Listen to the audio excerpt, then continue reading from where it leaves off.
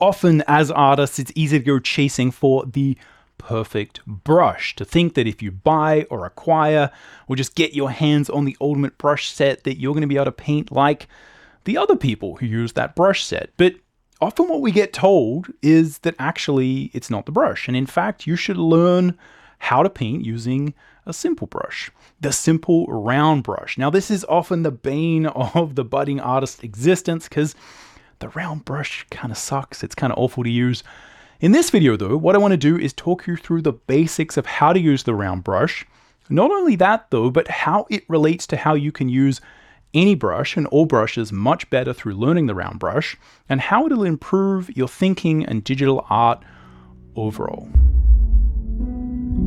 Alright, welcome to the Drawing Codex. My name is Tim McBurney. I've been a professional working artist for over 20 years, and on this channel, we're all about drawing cool stuff from our imagination, embracing the challenge of drawing, and mastering the craft of line and color illustration. Now, if you'd like to learn more about line and color illustration, the same style that I create all my comics and illustrations in, you can check out my free quick start guide. It's aimed to get you up and running quickly in Photoshop, developing your own simple, reliable line and color process. It's free. The link will be in the description. Go check it out. Okay, so just a quick note before we jump in. This is a real-time, fully narrated demo, and that means that it is not heavily edited or edited at all. It's not fast-paced, and it's really just about showing you how these things actually work. There's often little mistakes here that I kind of talk about how to fix. There's often things where you can make muddy, ugly kind of marks with the brushes, and kind of knowing how to fix that, how to think about making strokes. I'm going to go through all of that in this video. It is a demo, and it's important to understand that the demo's goal is not for me to draw the best picture. It's just to kind of walk through and use this drawing of RYU, this painting of RYU, to demonstrate to you how you can use a round brush really effectively. In this one, I'm using Procreate, but the round brush kind of applies in most programs. It works a little bit differently in Procreate than it does in Photoshop and Clip Studio, but the basics here are the same. The concept here is the same. If you can master the round brush, it'll teach you a huge amount about digital art. And also, it'll teach you how to use pencils better as well, because it's just going to help you to notice how to apply pressure properly and how to think about making the right mark. So, hopefully you enjoy this one. We're going to go through the very basics in the beginning of how to use the round brush. I'm going to do some demos and talk about how to get gradients, how to think about cutting shapes, just how you can sort of use it.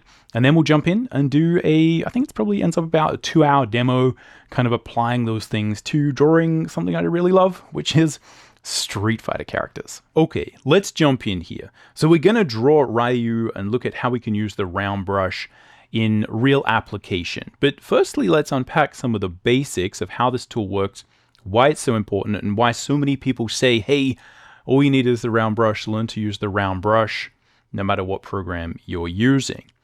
The reason is, quite frankly, I'm sure you understand that often in the beginning we imagine that the reason that our brush strokes or the art that we're doing, the surface of the painting, kind of doesn't look as if it's a professional level, or it doesn't look like XYZ artist who often has a wide range of brushes they use. They often have good control of the surface of the painting, good texture. We are kind of often just saying, hey, just give me that brush and that's going to be the answer to everything. And the reality is it's not. Often what we actually have to do is understand how to utilize and make the most of the tools. So getting really good at understanding the pressure sensitivity of whatever tool you've got, the Apple Pencil Pro or a Huion tablet, XP Pen, Wacom tablet, they're all going to be slightly different, as would traditional media, right? And what that means is just getting used to being able to say, this is how much pressure I need to put down, and I'm putting it down. And we can do a combination of different things to kind of really dial that in, and that's what we'll unpack here. The reason that people, I guess, really dislike the round brush is that even though that's true, when you use it in the beginning, you often get this kind of ugly, messy kind of build-up thing, right? And you've all kind of seen this if you've looked at some more amateurish digital art, or you've tried to just use the round brush, is that often you kind of just get this messy look, and it's really hard to kind of actually define clear edges, and often this just isn't what we really want. Now, what we're going to do is learn how to control that, how to get the most out of the round brush, and understand that often, even if you do have a textured brush, you're still going to get this problem, but it's not going to be as visible. And so what that really means is that round brush will really highlight your successes and failures when it comes to mark making and understanding pressure sensitivity and how to affect the surface of the painting.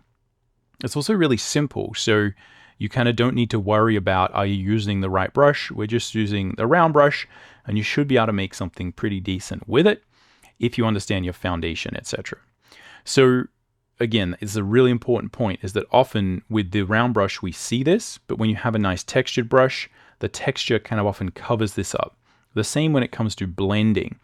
If you're struggling to blend with a round brush and create these kind of smooth gradients and understand how that works, often we can have a nice blending tool, right, in a program like Procreate, and you can then sort of blend things. The problem is that, again, this is really masking our understanding of how to utilize tools, how to build up, and just the basics of how digital art functions. So even though, and this is a really important point I want to make, tools for today, just quickly before we run on, is an iPad Pro. I've got the M4 edition. I've got an Apple Pencil Pro.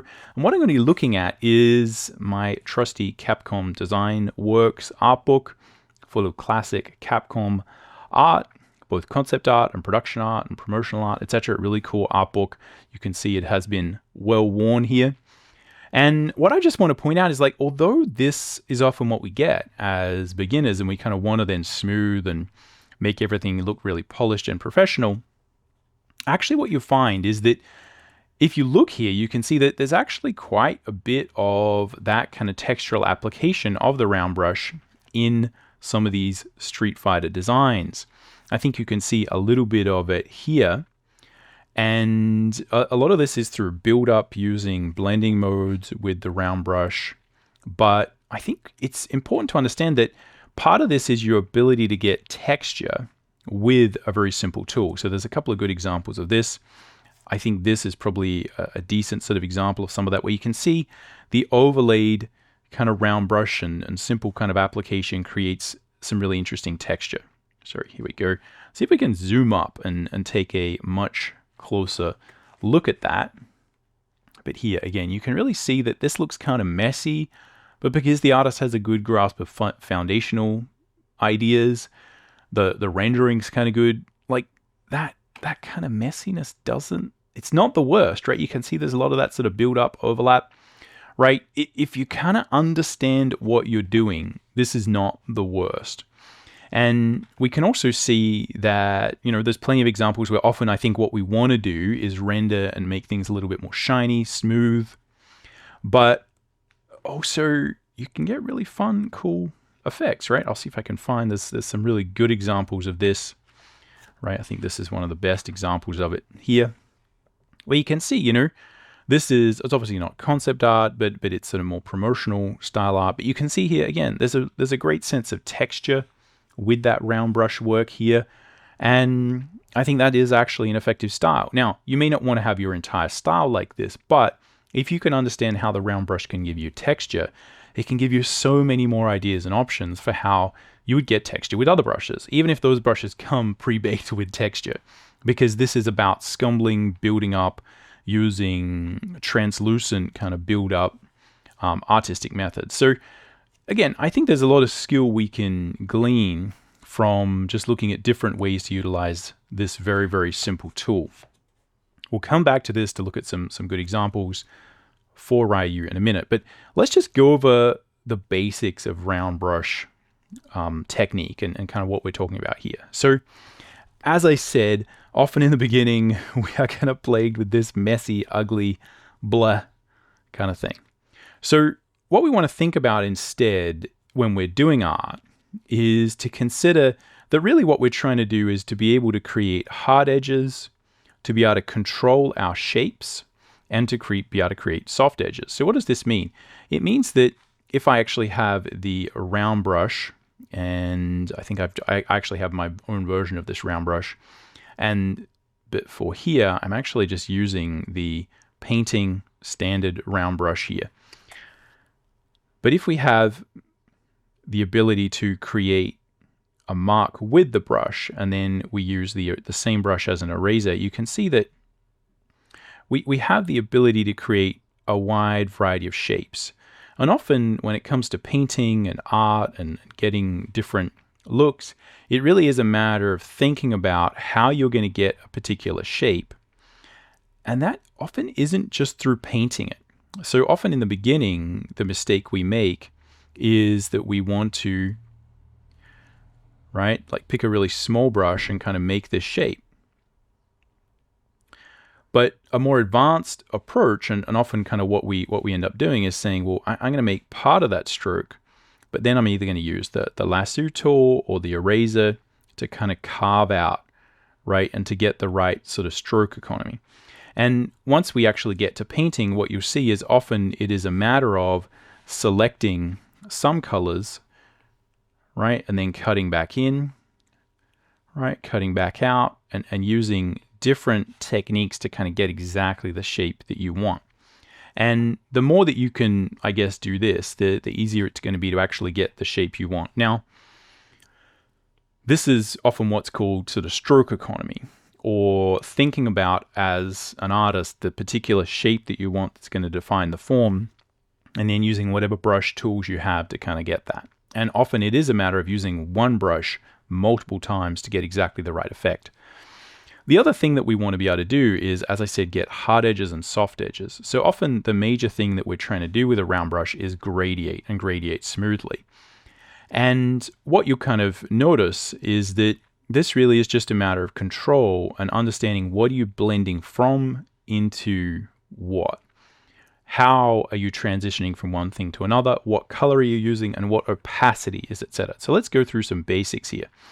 So what I'd say is that often when we're making art, again in the beginning, it's kind of this mad dash, like, oh, I'm just going to frantically create a million strokes and kind of hope they don't look like a mess. What we're often really trying to do, though, when we understand good foundation and good sort of drawing, is that we're kind of creating shapes that are going to define a lit side and a shadow side of a form. And again, we'll unpack this with an actual demo in a minute. But you really want to be able to control whether I am gradiating out and whether I'm able to create a smooth transition, right? And a lot of these tools will kind of let you do that. Now, you can see that if we kind of zoom up, like that still is pretty rough. And if we actually look at the raw feed, you probably get a better sort of look at it there. Like that it's not great, but again, we'll look at how we can sort of work at that. But that's the basic idea, is it's less a matter of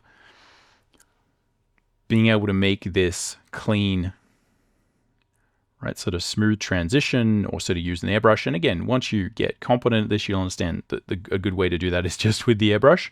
But as you can see here, if I sort of finesse that and really understand and use opacity, you can get very smooth transitions, and you can control exactly what shapes you're creating. And when you don't have white and black as the two opposing colors, you actually see a lot of this texture far less.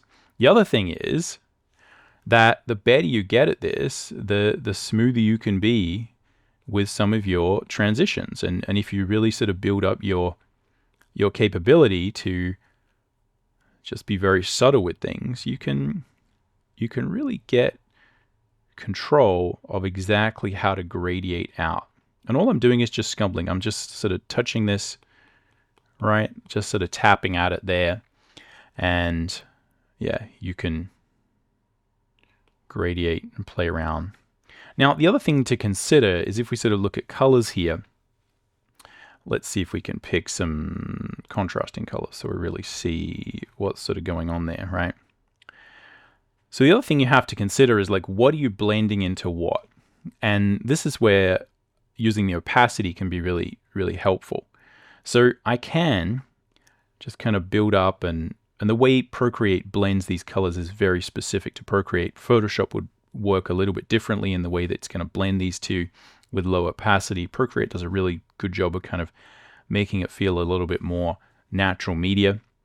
But one of the things we have to consider is that I can actually step down the opacity of these brushes, right? And get a much sort of smoother transition from one to another, right? And if we look at that from the black and white standpoint, what it means is that I can set this opacity way down so that even when I'm pushing all the way, right, I'm not getting the full blast of it. And what this means is that becomes a lot easier for me to make these kind of subtler transitions out towards the periphery. And as long as I've got the black selected and I'm painting translucently, I can be very subtle while not having to be very subtle with my pen pressure, right? Because the opacity means that with every stroke, I'm putting way less pigment or color down. And because I'm not selecting, right, the gray and trying to sort of blend those in, this is often where we run into trouble, where you sort of get like, oh. But if I'm trying to create a gradient this way, I'm just going to keep selecting the color that I'm blending from one into another, right? And I've got a low opacity sorted. And then I can create like some really subtle sort of gradients, right? And you can see there, I've got two contrasting colors, right? Like red-ish and bluish. And I'm able to kind of smoothly get a decent sort of gradient there. Again, it looks really sort of ugly and you can sort of see it close up. But if you're working high res and you kind of zoom out, you're not going to see that. And the other thing is when you look at this applied to two colors that are kind of similar, right, you're going to notice those little sort of marks far less. So these are just basic skills, right, that we're sort of building here. Now, another thing that's good to do is to have a couple of set sizes and a couple of set opacities here. And the way you can do this in Procreate is actually really kind of easy and cool. You can just be selecting the opacity here. And if you tap it,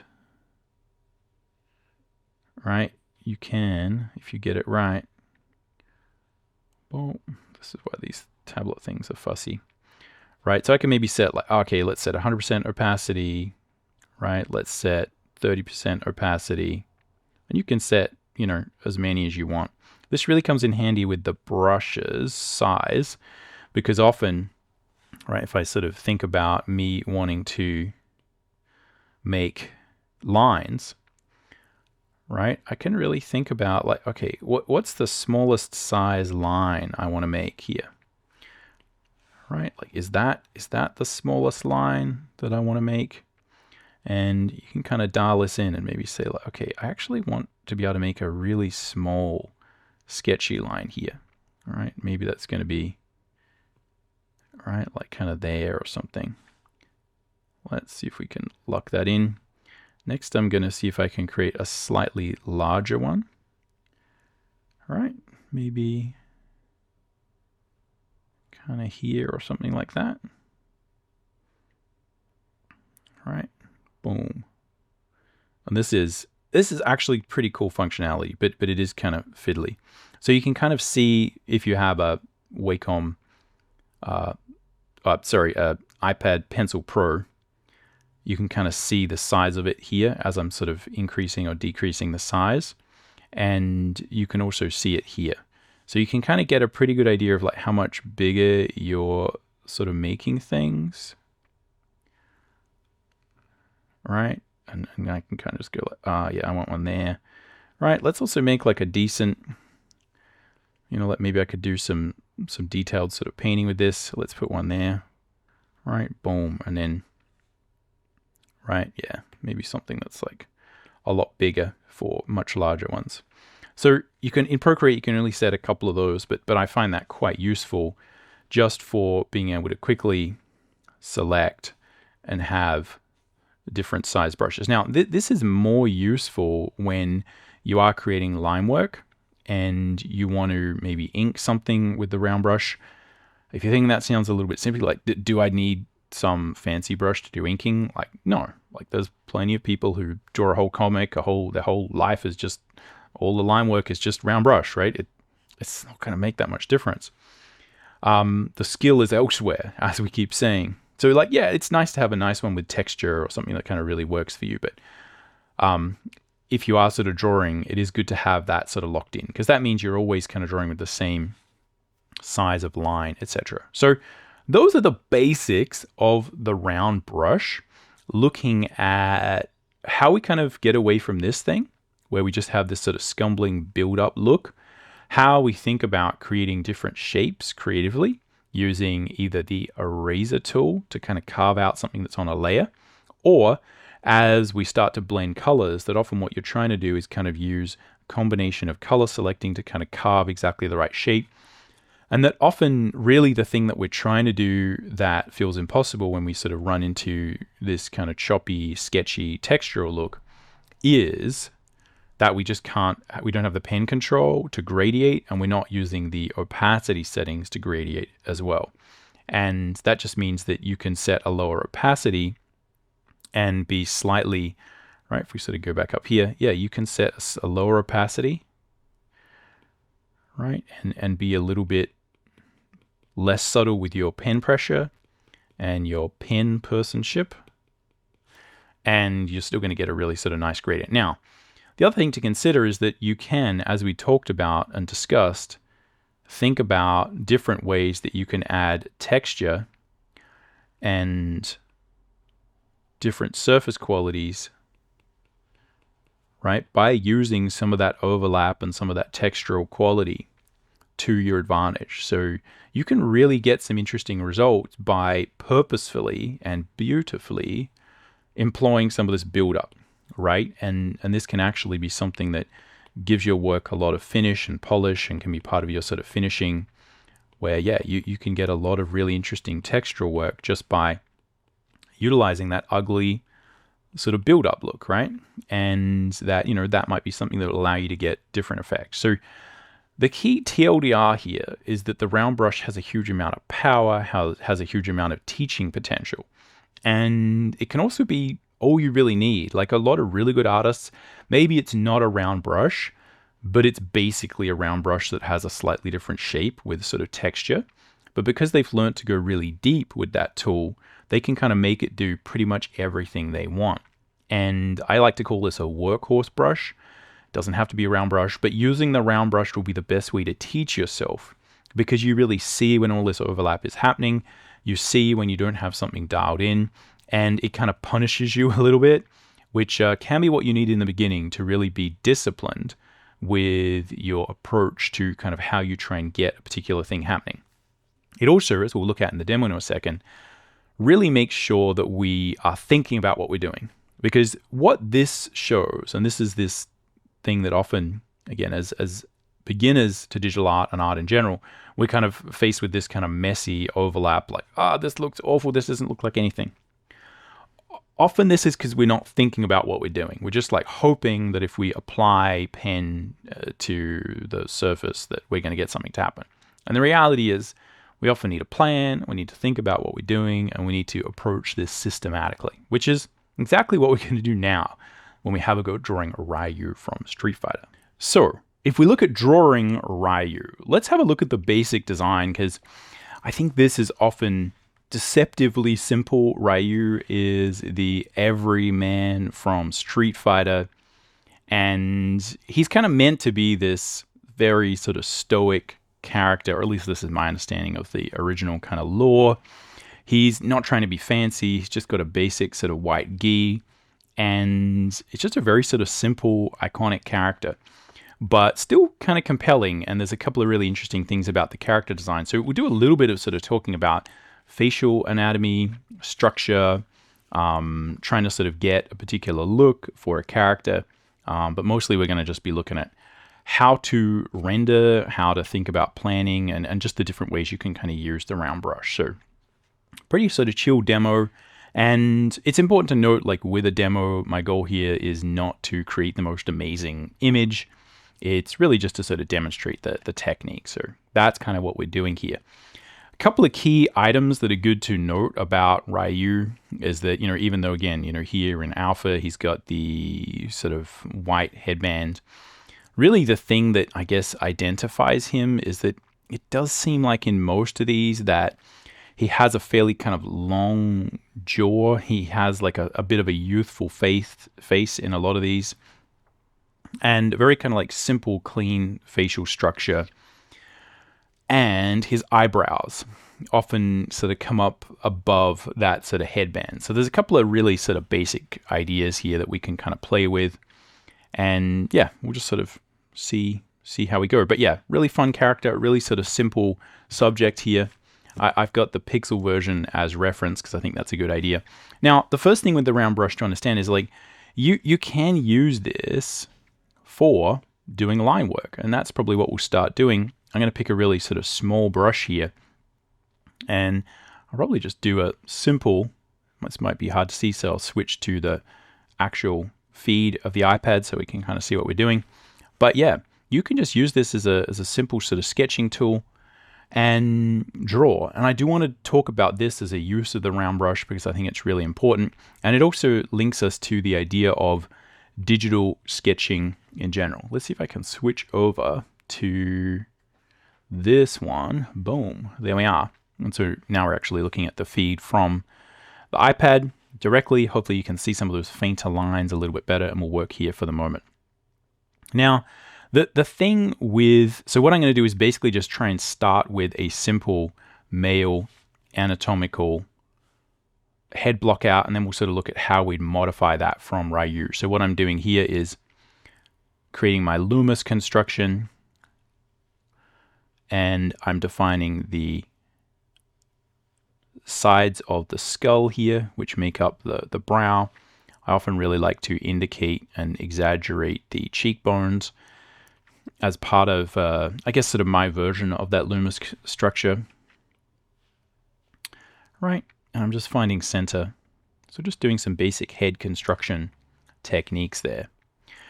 Now, one of the things that I think is really important to note about digital art and sketching, and this is why I just want to use this as just a simple pencil tool, is that I find like lines in digital art kind of just are always a bit average, right? Like line work always kind of sucks a little bit digitally.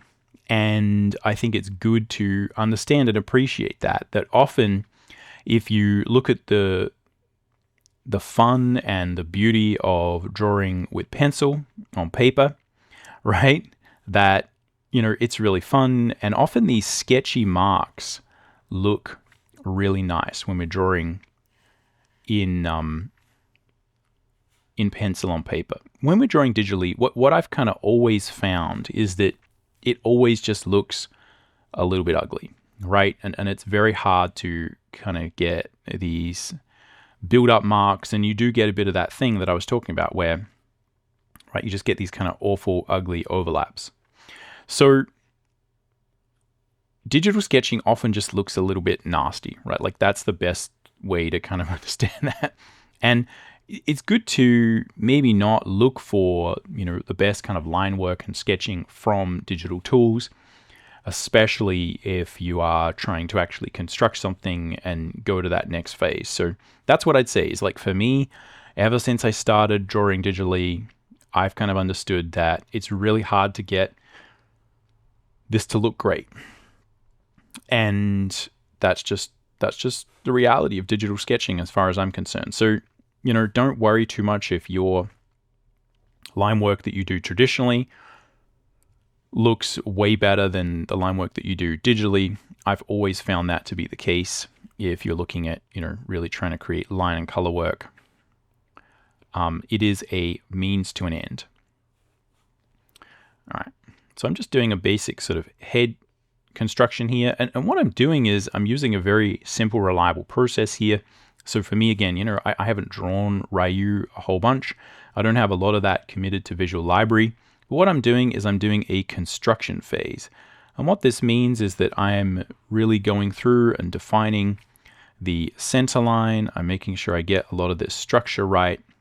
And I'm just going to do this pretty quickly, right? Like, this is probably not going to take that long, but it's going to give me a decent pass on, hey, what is going on here? What is this structure? And this means that when I come to do the next pass, which is maybe some still rough but more sort of finished lines, that, you know, that might look a little bit better.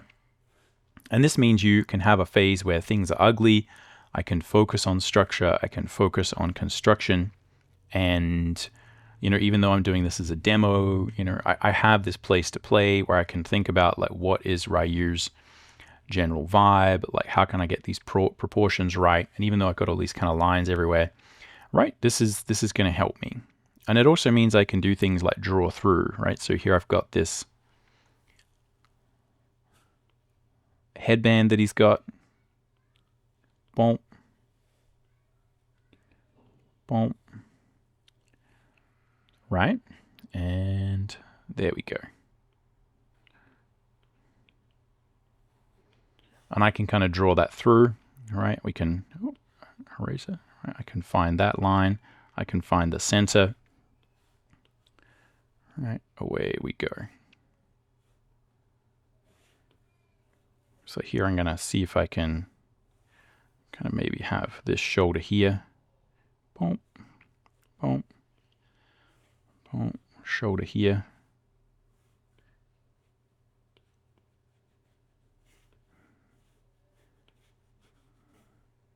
And then we're going to have some hair here. And again, there's many different ways we could sort of draw his hair and get that happening. But this is what the construction phase is for.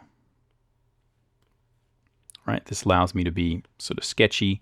And one of the things about the round brush is that it will kind of tell you where you are just kind of constructing and where what we're doing is a job.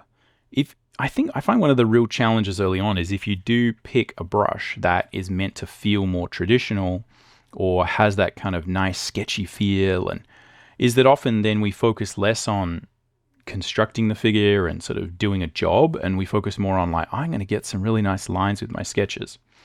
Now, the reality is that it doesn't matter what lines you get with your sketches. It doesn't matter how good your sketches look. What matters is the finished product, right? Unless you're making a sketchbook. If you're actually trying to create something polished and understand how to make more professional work, then it's really important to get the idea out of your head that the sketch matters, right? So you can see, again, just using using this as a simple brush. It's ugly. It lacks charm. But it does the job, right? And this is gonna, once you kind of get to a certain level of messiness or something, you're gonna probably get a little bit sick of it and go, let's move to the next stage. Let's see if we can flip horizontal, make sure that I'm not making any major anatomical sort of errors, right? We can sort of check here, and now that we've got a little bit more darkness, let's swap back to this view. Boom. How's that look? Looks all right. So what we're going to be doing here is creating a rough version of these lines. And as I said, I'm just stepping through a really simple, reliable process. In this case, it'll be a little bit more painted, but what I still want is some key lines for me to use. And I'm taking a few liberties with the hairstyle he kind of has, because I noticed there's a bunch of different sort of varieties. But yeah, just trying to get the basics here. All right, again, he's got his big eyebrows that seem to defy logic, which is, again, is a really fun aspect of a lot of these designs, right? It's just, right? It's just fun.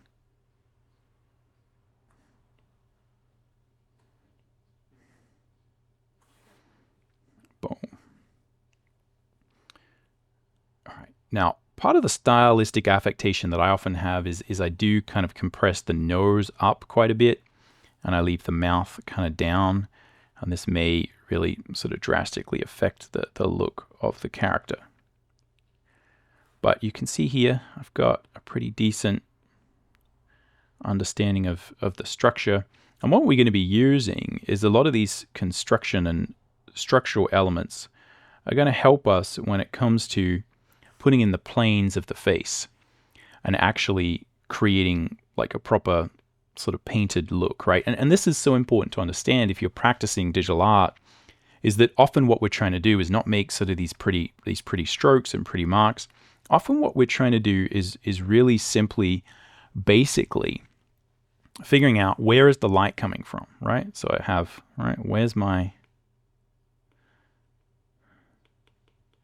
right, like where is that light coming from? Like where's it going, and which of these planes of the face are going to be in shadow? So when we think about constructing, this is a major part of kind of how we're doing it.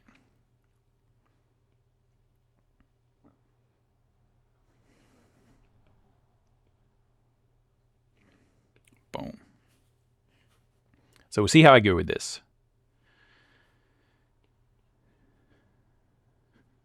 Boom. And again, there's different versions of RYU. Like I quite like the sort of the Vagabond, sort of older, like the one that's I think was in the more sort of recent Street Fighter games where he sort of has stubble. And again, we're just going with sort of classic RYU here. All right, so we can see, again, this is getting pretty messy. And a good thing to do is similar to how you would do this in terms of a process if you're working traditionally, is just to kind of say, like, I've probably done here. I've probably done a decent pass, and I've sort of tried to figure out where a lot of these kind of structures are. All right, I think we need to move these, right, sort of the eye sockets here up a little bit, because he often has more of this, right, sort of structure to his face. Right, we don't often see these sort of aspects to his facial structure, right? Like this is quite clean, but we do see some sort of shadows under here. And again, maybe we'll have a look at this and what we've sort of got in terms of the reference in a sec. So again, like, so you can see this is a construction drawing. It's pretty rough. It's pretty gnarly. But it's allowed me to be rough and sketchy. And what this means is, like, it doesn't matter how bad and ugly my round brush is, right? It doesn't really matter how ugly it is, because what I'm doing is just trying to create the lines and just trying to create the structure for everything. And this is, I think, a really important thing to get through your head, is that often when we are doing structural drawing, when we are preparing, what we're after is the preparation for that next stage, right? Let's see whether we can. Boom, boom. So again, we'll have a look at the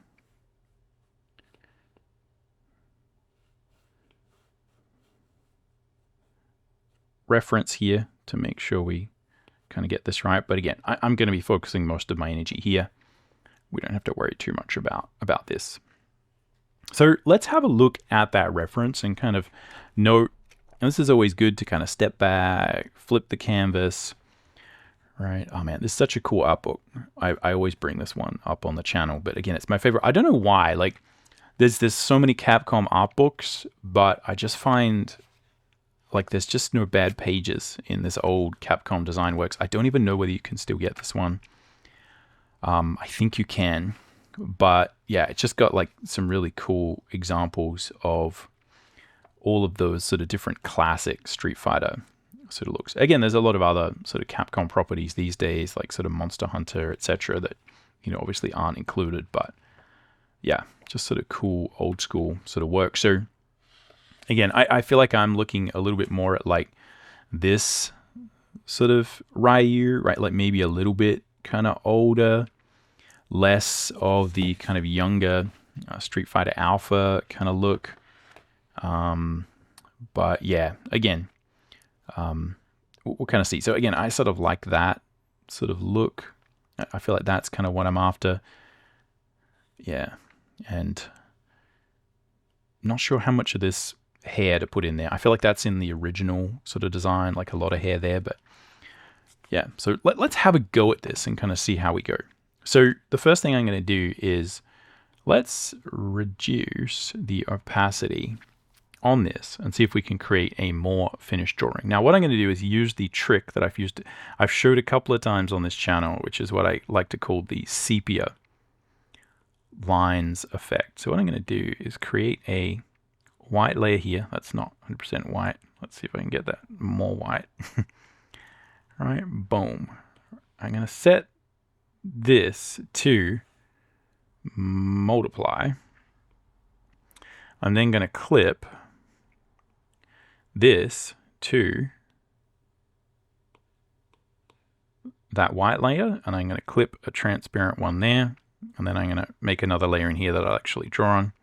And here what I'm going to do is pick like a nice red color, but I'm going to set it to overlay. Boom. So what this does is it gives me the sepia lines effect. And what you can do from there is go hue, saturation, and brightness, and I can kind of play around with that. Do I want it yellower or bluer? What do we reckon? All right. And also, again, I could kind of really blow it out, make it. All right, where do we want to go? I will link the video where I go through that in detail, how to sort of set that up. But I just find that works pretty well with painting, create the sketchy lines, then we can paint over the top, and then, you know, you don't have all this sort of gray mush there. All right, let's reduce the opacity of this way down so we can just see it. And let's see now, if I create some extra lines over the top, let's flip back, boom. Oh, flip back there. Okay, now, so a couple of things that are good to notice that I'm doing with the round brush here. And I still, because I'm painting, I don't want to create big lines.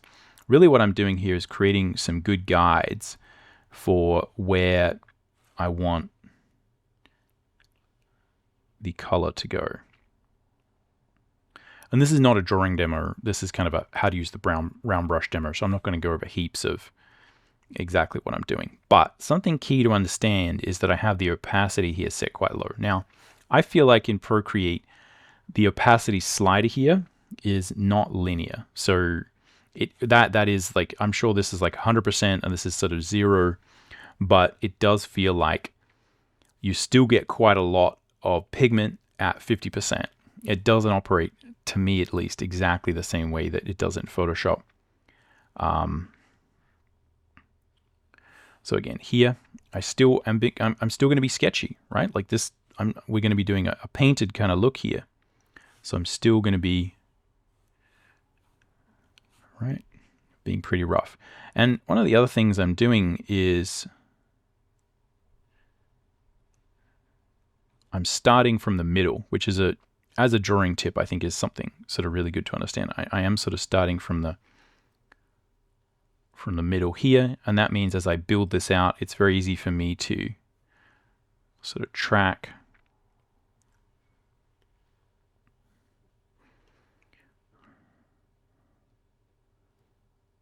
and make sure all these things kind of line up. Now again, I'll probably have to adjust his kind of look, and you know, hopefully I'll be able to get the character somewhat right. But again, this is just a quick demo. I always have to remind myself that because I get really frustrated when I don't fully nail these demo illustrations.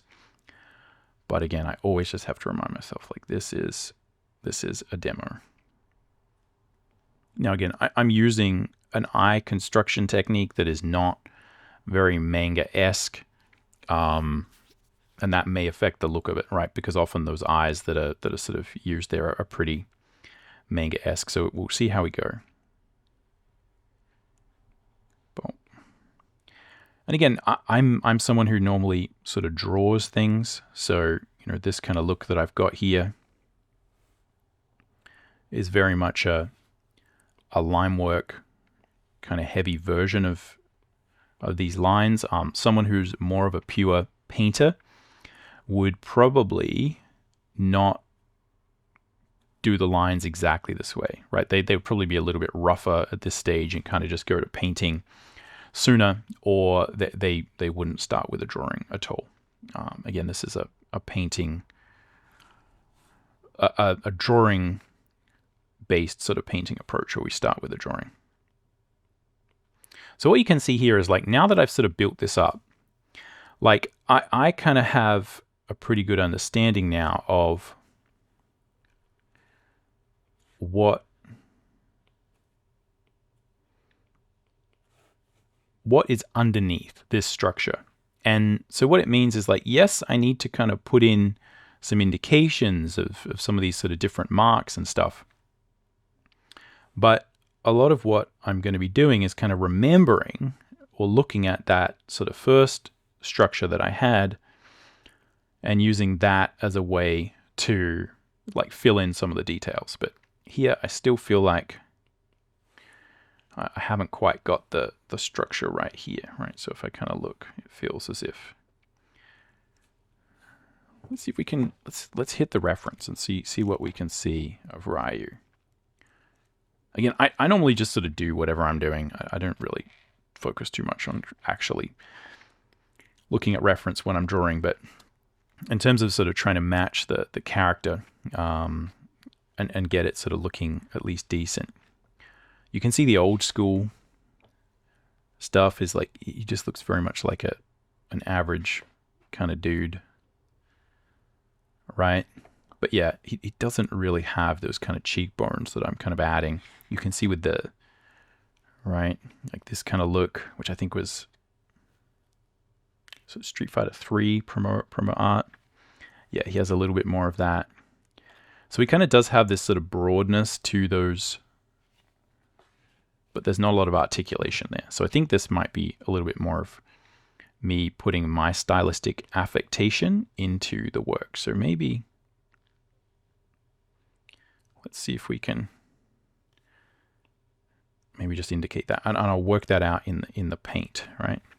So you can see here again, I've put in some indications of where we might have some different planes of the face, but I don't necessarily need to put them in here. We can put them in with, right, like with the paint.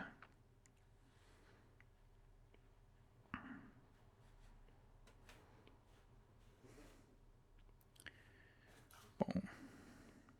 I think he often does have like a pretty chiseled chin though, right? It is pretty rough there. Boom.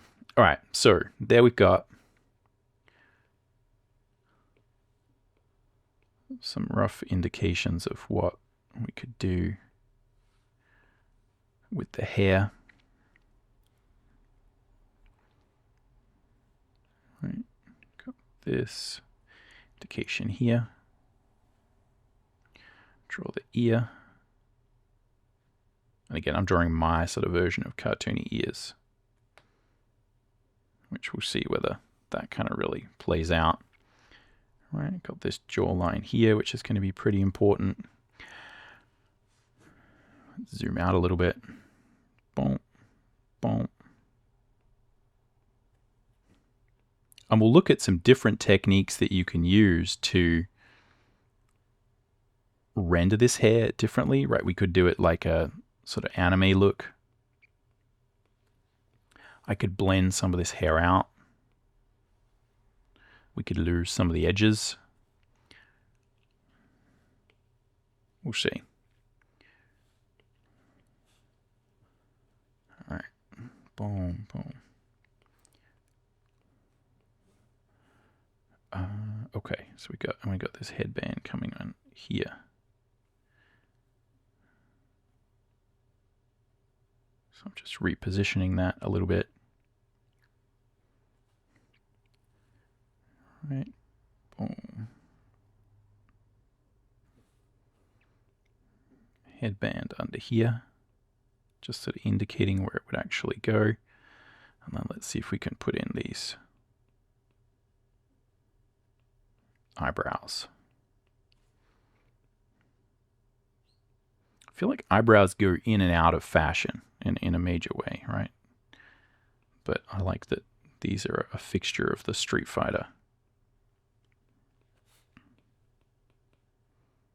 kind of ideology. And again, I'm probably combining some more realistic eye anatomy with this, and that may come back to bite me. We'll see. We'll see what happens. Right. So you can see that's still rough. You know, we're not being super clean with any of these lines.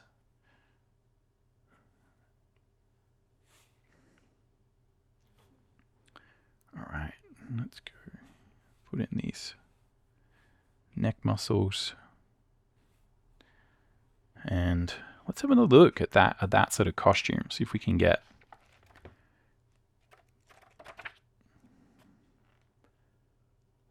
a feel for what happens with the gi. Because yeah, it does seem like the inside strap of the gi, or the inside sort of hem edging of the gi is more intact, and it's just the edges that are sort of rough, which again is sort of good to know. I think sometimes I like drawing it where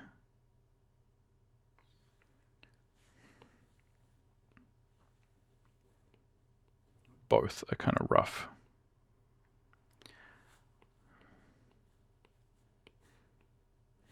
Boom. Yeah, so here is where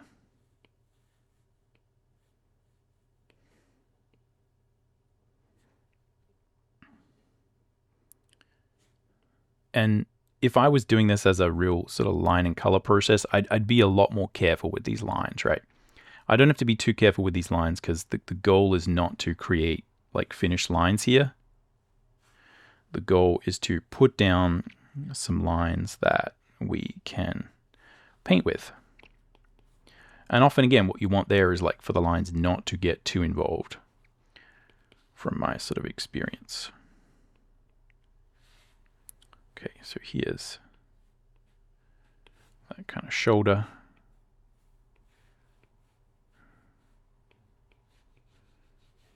Boom. All right, and we're just going to sort of fade it off. And just like, yeah, I'd like this again.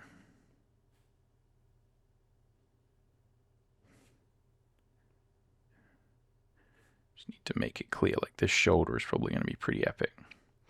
Cool. So again, like pretty simple sort of block in. Let's flip it and see, like, have I messed up in some way?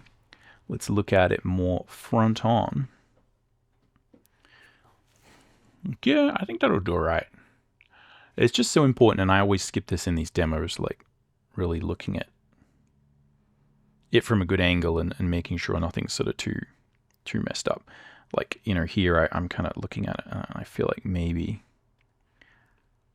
some of this eyebrow stuff could be a little bit more defined. Right, feels like could have a bit more sort of symmetry. Boom. So there we go. You can use the round brush for really super basic line work. So what else should we do? Let's put down maybe a bit of a darker background.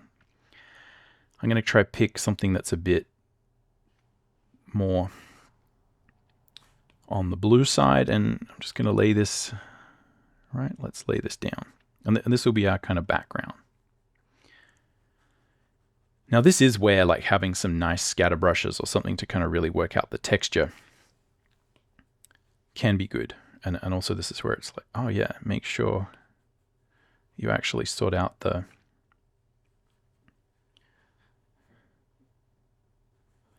opacity there.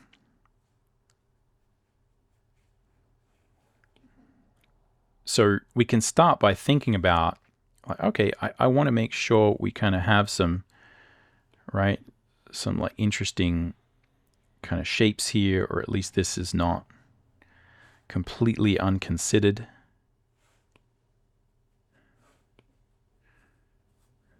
So let's have a go at that. And again, what I'm doing is using the eraser tool. Click on the Pencil Pro.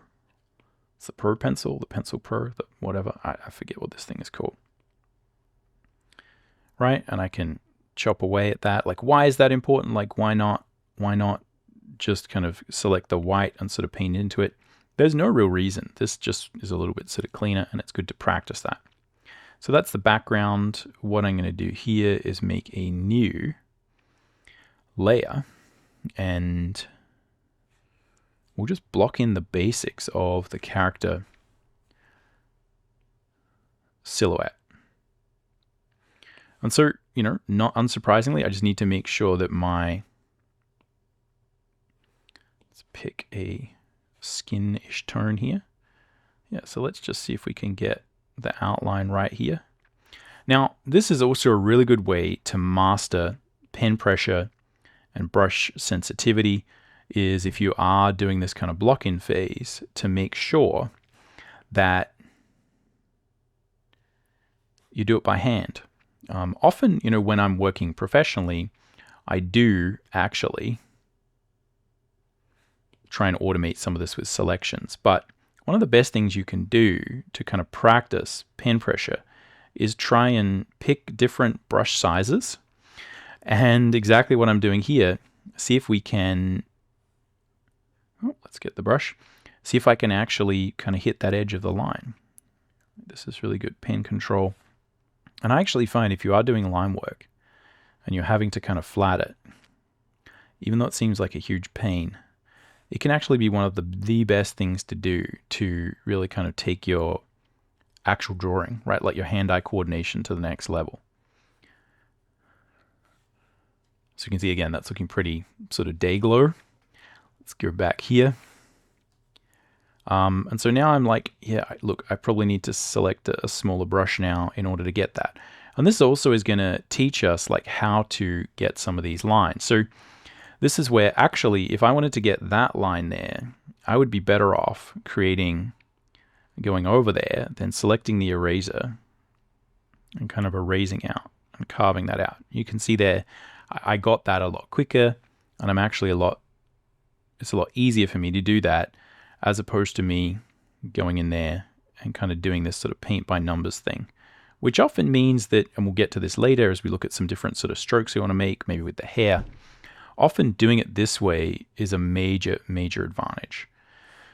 That is to say, like maybe if you're just thinking about flatting something, then maybe you could just kind of go through paint by numbers and imagining you're sort of doing this like a coloring book or something. I'm actually going to leave those because I think it would be better to do those with a different kind of stroke. But we'll look at we'll actually look at that. So I'll try to do a few of them here by this method, and we'll sort of look at some of the pluses and minuses and how often I think just through choosing the stroke you make will affect the professionalism and the quality of it, right? So often, again, the more beginner attitude is like, I got to go in there with a tiny brush and like maybe the first beginner mistake is just to go like, oh yeah, like, oh, that's good enough. And the second one is to kind of say, okay, actually, I need to define that. As we were talking about, let's go in there, you know, zoom up, paint by numbers. Let's be really careful. Like, see if we can get these shapes right. Again, that is a decent approach, but what you're going to find is probably more effective is to be able to combine those strokes and have something that looks like this, right? So again, what I might do is get that bigger brush, right? And we'll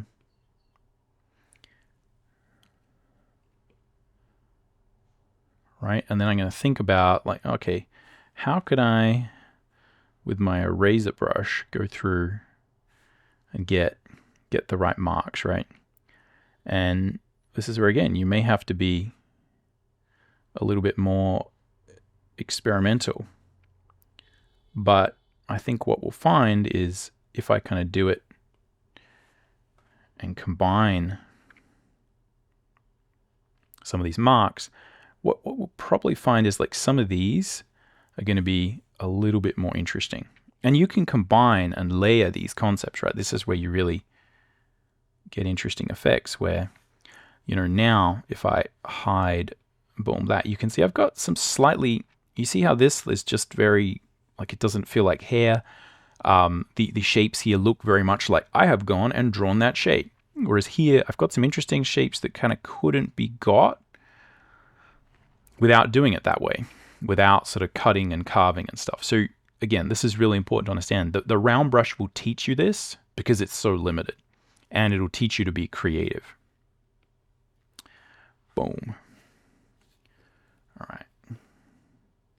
Don't. Don't.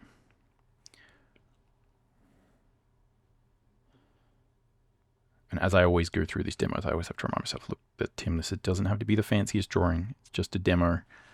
I always get really attached to to making these look. So again, like here, what I might do is,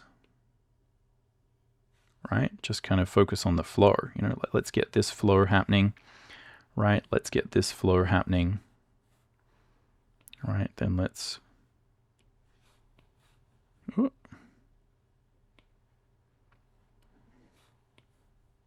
right, then let's sort of carve this out. And certainly, you know, if you were to do this with some of these more sort of flowy things, you may really find that this is kind of what you need in order to get that kind of particular shape. And this really is just basic brush economy and understanding kind of how to get the right mark. So let's go with that for the moment. And what I'll start with is a basic block in. So we'll go 2-finger swipe on the layer to the right. I think that should, yeah, boom, there, go lock it.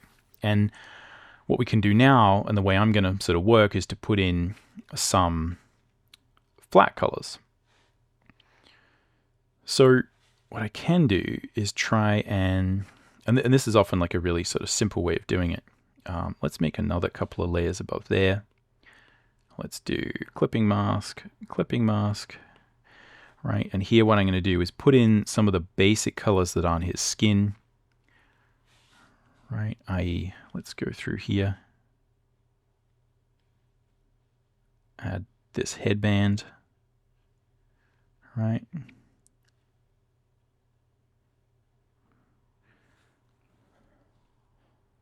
you can see, like I'm going to need to, right, like edit these shapes.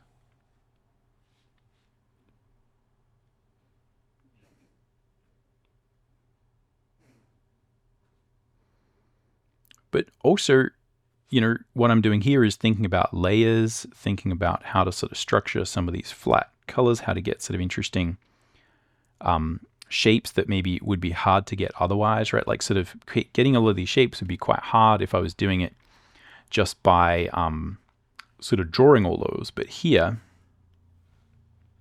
right, like this is a little bit easier. And a lot of what we do is just thinking about, okay, this is the mark I need to make. How do I kind of make that, right?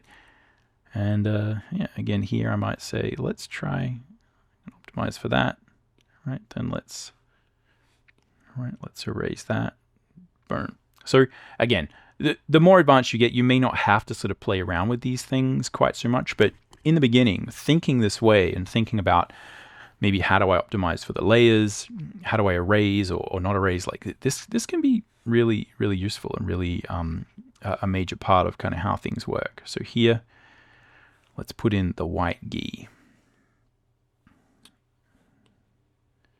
Right, make this, we don't want to make it 100% white. I'm going to make it kind of a warm color here. Now I've already got that red over the top of this. So now when I put this in, it's gonna show me. And again, I'm gonna put it in like this, and this looks like, why would you do it that way? Because I can now go through and cut out some of these other areas and get pretty close to the type of mark that I want. Boom. And the other thing, I'll do this on the same layer actually. Can probably do a really dark kind of brown for his hair. Let's make it a bit lighter. Even though I think his hair is kind of dark. Actually, maybe we should make it kind of darker.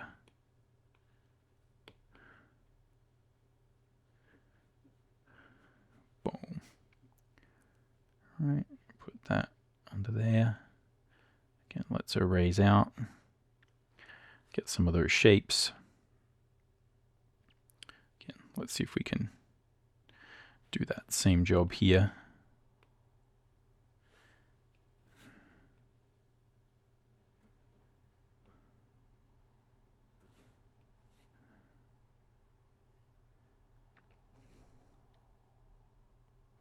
So again, this just stops us from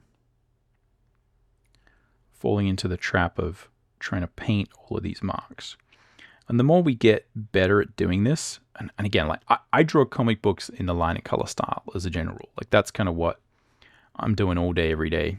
I don't work professionally in a painted style, so I don't have the same proficiency that maybe sort of other artists would. But yeah, the more you can practice doing less of this, right, and doing more brush economy, the better.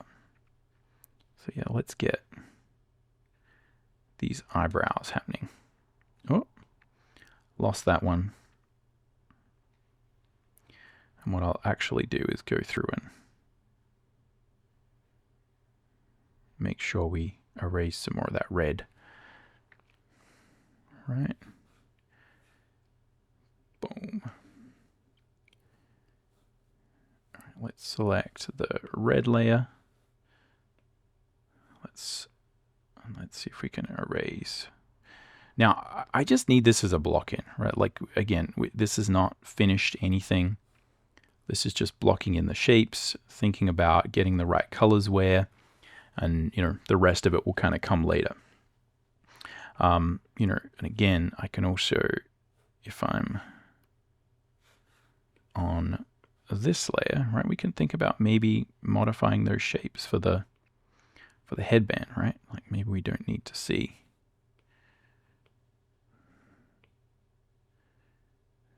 all of that.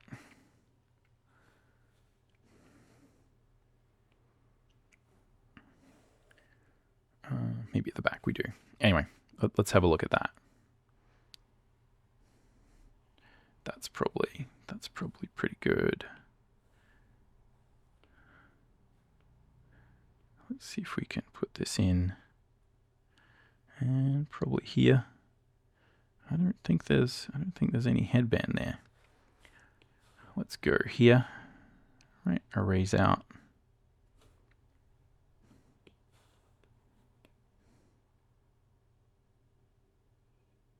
Boom.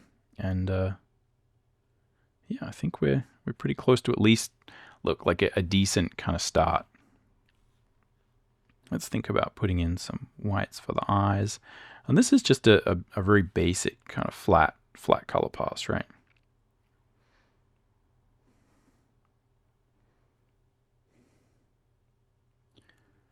So we're just putting in some flat kind of local colors. Nothing very interesting. But the good thing is, right, we should be able to kind of step back and be like, does this iconically look like the right character?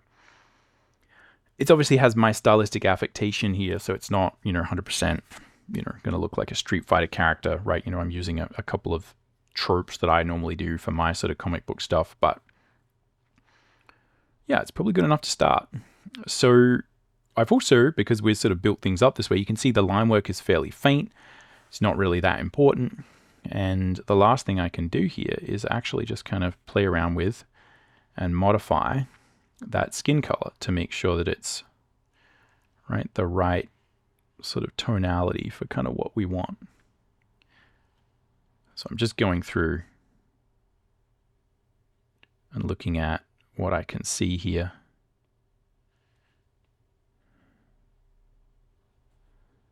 Boom.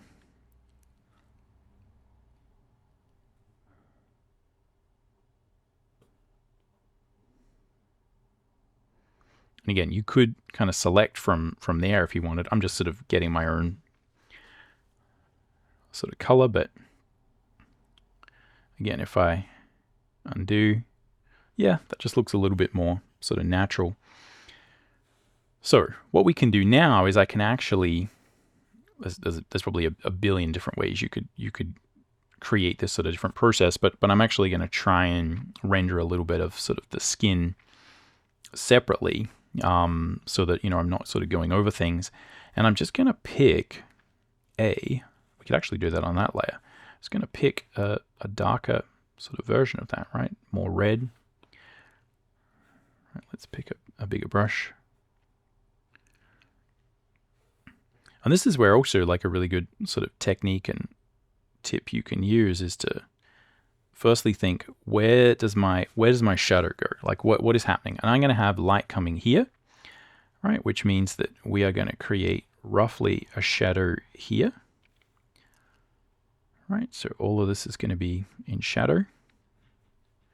And I'm not worrying right now about what color this is, because I'm just going to put this down and then I'll use the color adjustment to do it. But what you can see here is really important, is that I'm thinking mostly about these larger shapes of what is in light, what is in darkness, right? And this is obviously just a major part of your artistic kind of foundation, right? Like understanding this, like where is the light coming from? And this is one of those other things, is like this always looks a bit ugly in the beginning, because what I'm having to do is make a bunch of really rough, harsh decisions. And until you go through and really refine that form, it's not going to feel good. It's not going to feel right. Right? Boom. But really, probably, if the light's kind of coming here, like really this whole shoulder is probably going to be in shadow, right? With maybe a bit of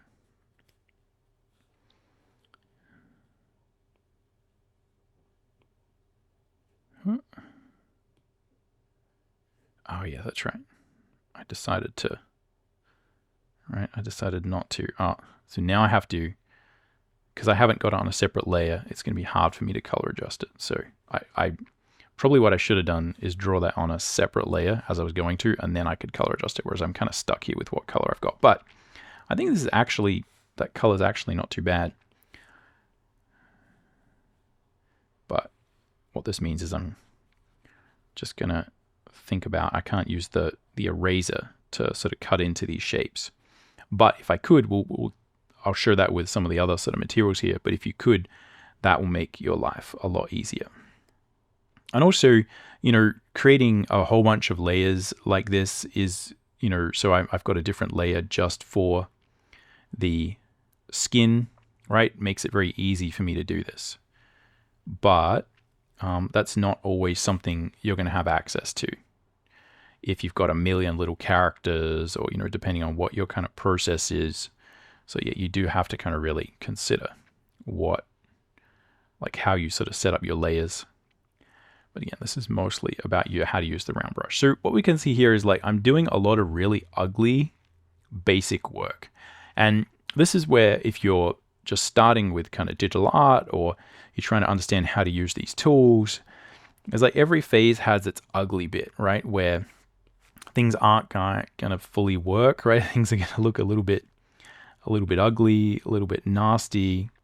And we often kind of have to just work through this and sort of understand how to get to that next stage. But the most important thing is to understand that, I'm going to have a mix of different shadow types here, where, right, in some cases I'm going to have, if we look at the lips, are essentially just, the lips do have a different local color, right? But a big part of what's happening with the lips is that I have the shadow on the top lip, right, is falling on the bottom lip, and that's harsh. We have a harsh transition between the lip on the bottom. This is where sometimes Procreate can do some weird blending stuff, right? That's a semi-soft. Here at the bottom of this lip, it's going to be somewhat soft. But here, right, it's going to be more of a smooth transition. So you really have to think about how to get, is this a soft edge? Is this a soft transition? Is this a hard edge? Is this a soft transition, right? So as this chin form, right, this is going to be a gradient. And so a huge part of what we're going to practice in terms of digital art is actually getting the sequence that we do things right. And again, the round brush will teach you this, because if you kind of get this wrong, it's going to look a little bit ugly. Again, if we zoom out, we're going to kind of see oh yeah, that's a pretty decent, sort of block. Again, it's not 100% accurate sort of colors, but we got a couple of things that are really important, which is that, yeah, probably underneath here, underneath this nose, right, we're going to have a pretty harsh kind of shadow, right? But here, as this nose transitions, right, we're going to have like maybe a softer sort of shadow here, because the light, as it hits the tip of the nose, is going to have a much shorter distance between the objects that is occluding the shadow, i.e. the nose, and the surface that that shadow is being cast onto, i.e. the upper lip.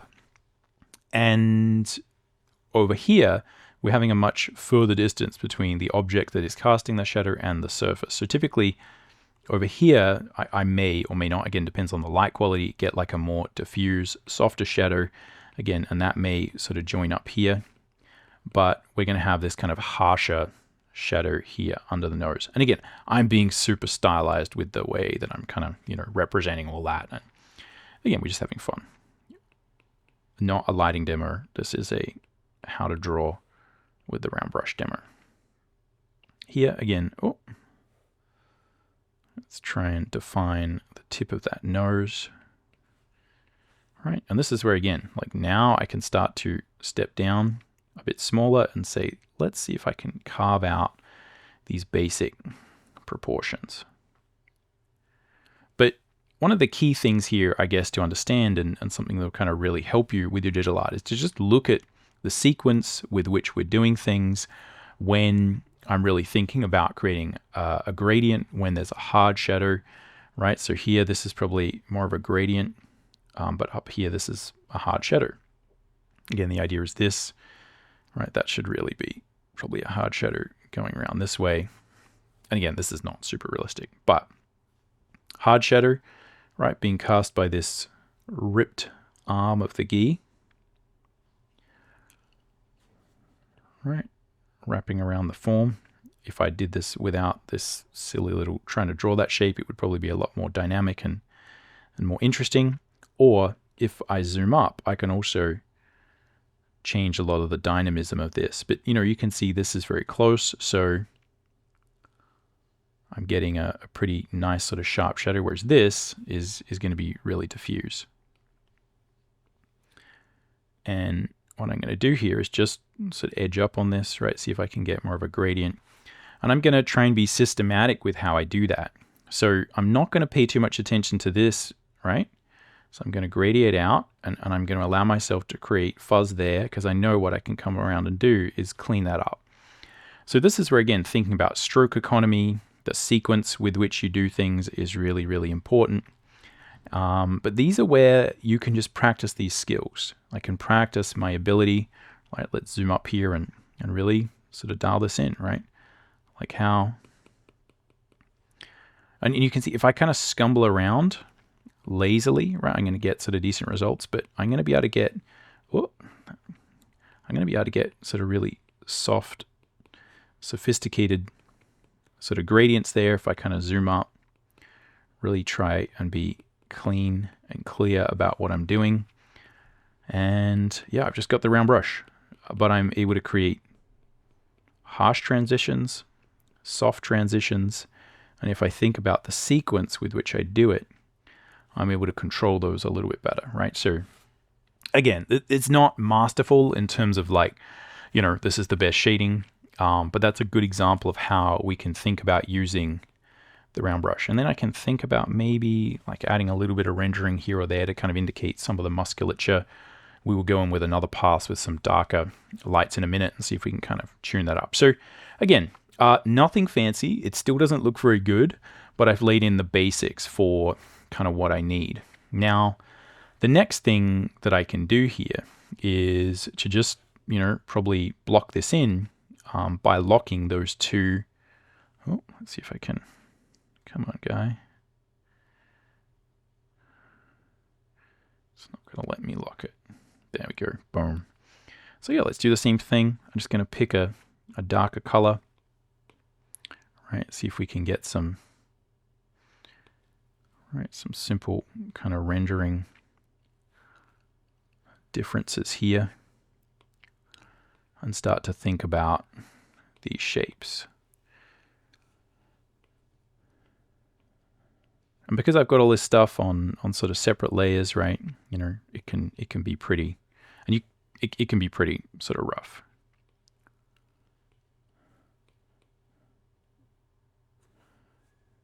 And the other thing I can do is, as we've been talking about, combine, right? Combine getting big kind of gradients and softness with some sort of harsher shadows and things here.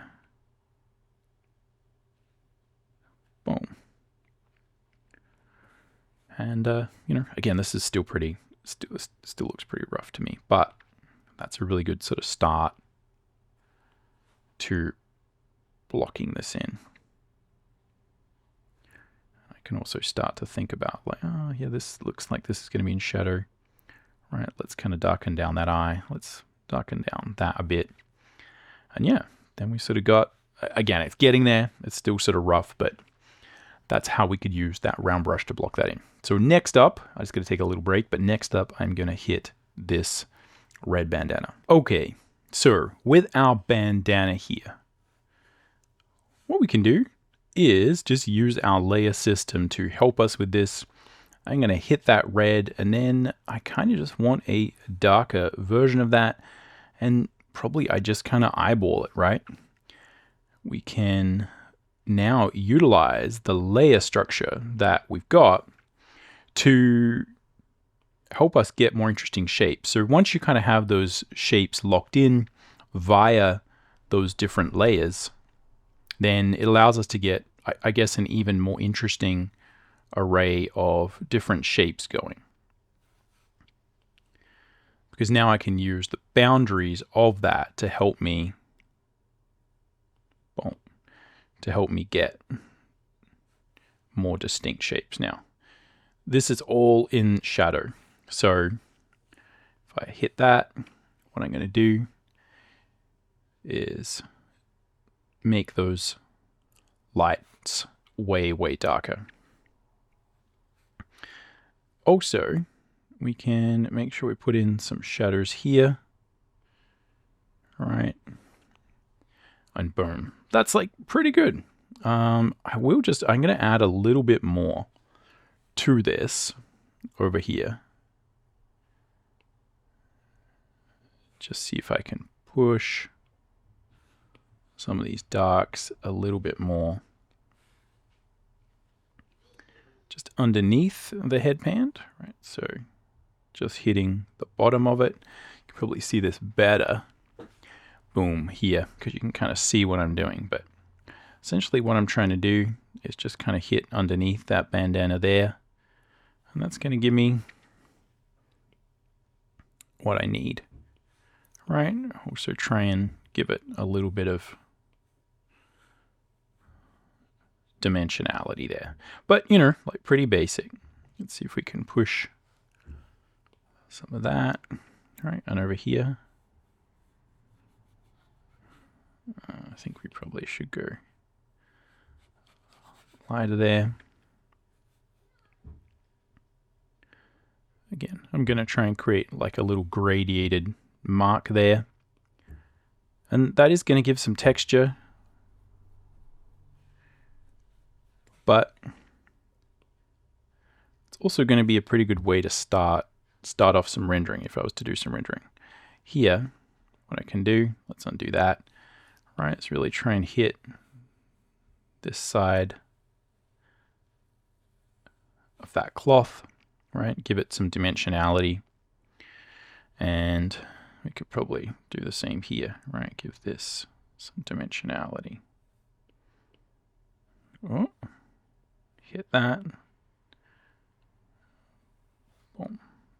Again, probably not necessary for the moment. All right, so that gives us a pretty good sort of block in. What I'm going to do is quickly just block in this white ghee as well, which I think is on this layer.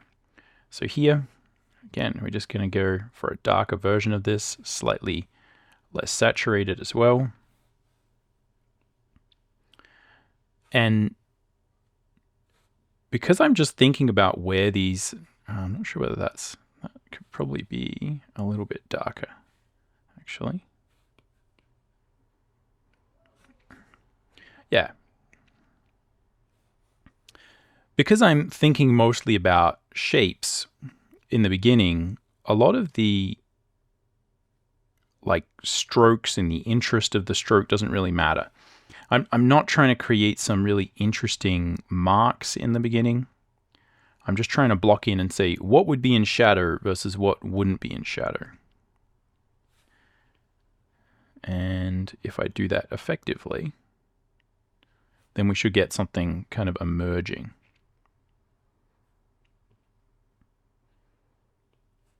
So again, I'm just doing some quick block in, again, thinking about what would be like a pretty basic thing to think about is just adding some of these little tonal movements, right? So here, again, like I did with that red bandana, we're just gradiating out. We're indicating that the form is turning. We're not being super specific, but this is starting to, you know, separate out and create some interest with these materials, right? Now, something that probably needs doing is to create this white thing here. And this is where, again, I'm not going to try and go, we could try and go and do this, right? And be like, okay, yep, got my line there. But you could see like, yeah, like that's one way to do it. Probably what I'd prefer to do is, let's try and hit that and then cut back into it. Because that, I think, is going to give us some slightly more interesting shapes. All right. So again, like we'll see, like it's look, it's not night and day, but these are the things that are good to practice. Let's think about adding a little bit of a darker sort of punch to some of these little elements here. Right, and again, trying to think about adding that shape that gradiates, so going from dark to light, trying to find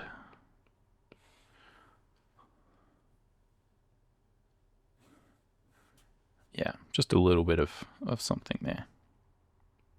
Now, sometimes I'm looking at that and I'm like, yeah, it's going to actually be hard for me to go in there and create any weird sort of strokes with larger brushes. So what I'm looking for here is to make like a shape. I'm really after not just to kind of sort of shade in there, but I'm trying to think about like what is the shape that I would make. All right, let's see if we can make sure that this line here is reestablished. And yeah, you know, it's a decent start, which is kind of mostly what we need. All right. So next, really what we want to do is have a go at rendering the skin, adding another kind of layer of nuance to that. All right, let's fill in some of these areas that are a little bit blank. And yeah, what I'm going to do here is build up a little bit. So I'm going to create a much darker color. All right, if we sort of think about still a very saturated red, I'm going to do this on a separate layer though, so that I might have some flexibility. I'm going to zoom up. And you can see here that this color is kind of quite dark, right? So if I need to go really dark, I can. But also, if I was to be more soft with that, you can see that this would allow me to create more. I'm going to try and make this as red as possible.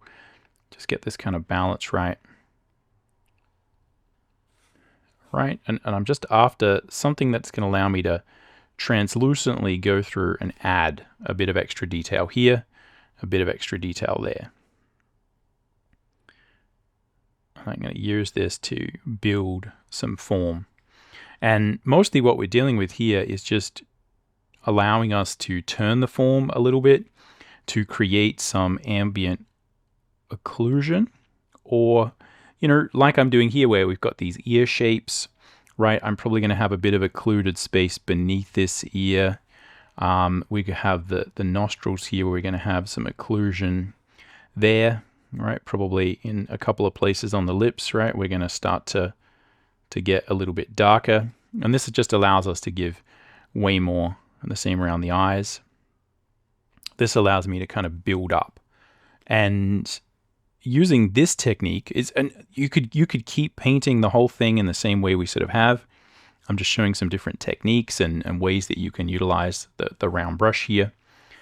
But yeah, this is something where you can practice just being sort of very subtle. And if you sort of get really good at pushing your forms and being subtle, you can take that full black and basically just be very light with it and just build up some extra rendering.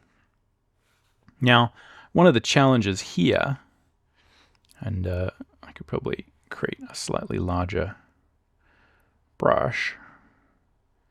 One of the challenges here that we have is that, you know, you may in the beginning like lack the subtlety to really keep this under control. And what I mean by that is that, you know, maybe it's hard for you to just really press lightly and sort of build up those skills. So what you can do here is just utilize the opacity of the software and allow yourself to be far, far more subtle with it. So again, really what I'm doing is just turning these forms. I'm adding a little bit of sort of like fake rendering, I guess you could kind of call it here. And we're just seeing whether, I might just make this a little bit more red, see if we see what kind of happens there. Yeah, I think that might be cool as well.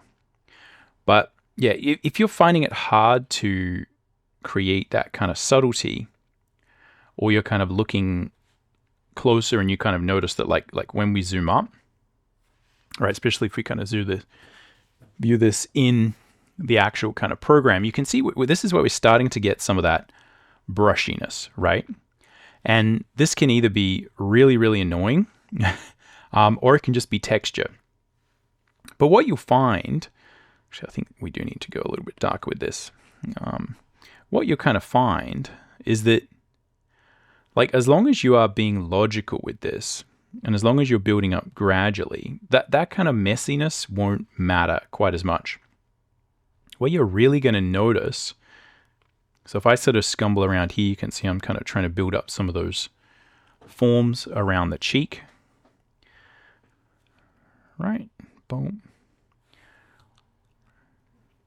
You can see that really, if I start to sort of render this over here, you know, where we are sort of pushing out into the light, that's when you're going to start to see that messiness. But when you're really blending between two very similar tones, and they're also similar in terms of value and color, it means you can kind of have that messiness, right? Like this is not going to break the bank, right? This is not going to be the thing that makes it feel as if, you know, it's that sort of digital art thing, right? Where like, oh, I've got all this mess everywhere. Because basically I'm controlling the values, I'm controlling what I'm doing. I've created a strong delineation between light and dark. And where I'm going to put the effort is in that contrast, is in saying, oh, this is a hard edge, this is a soft edge.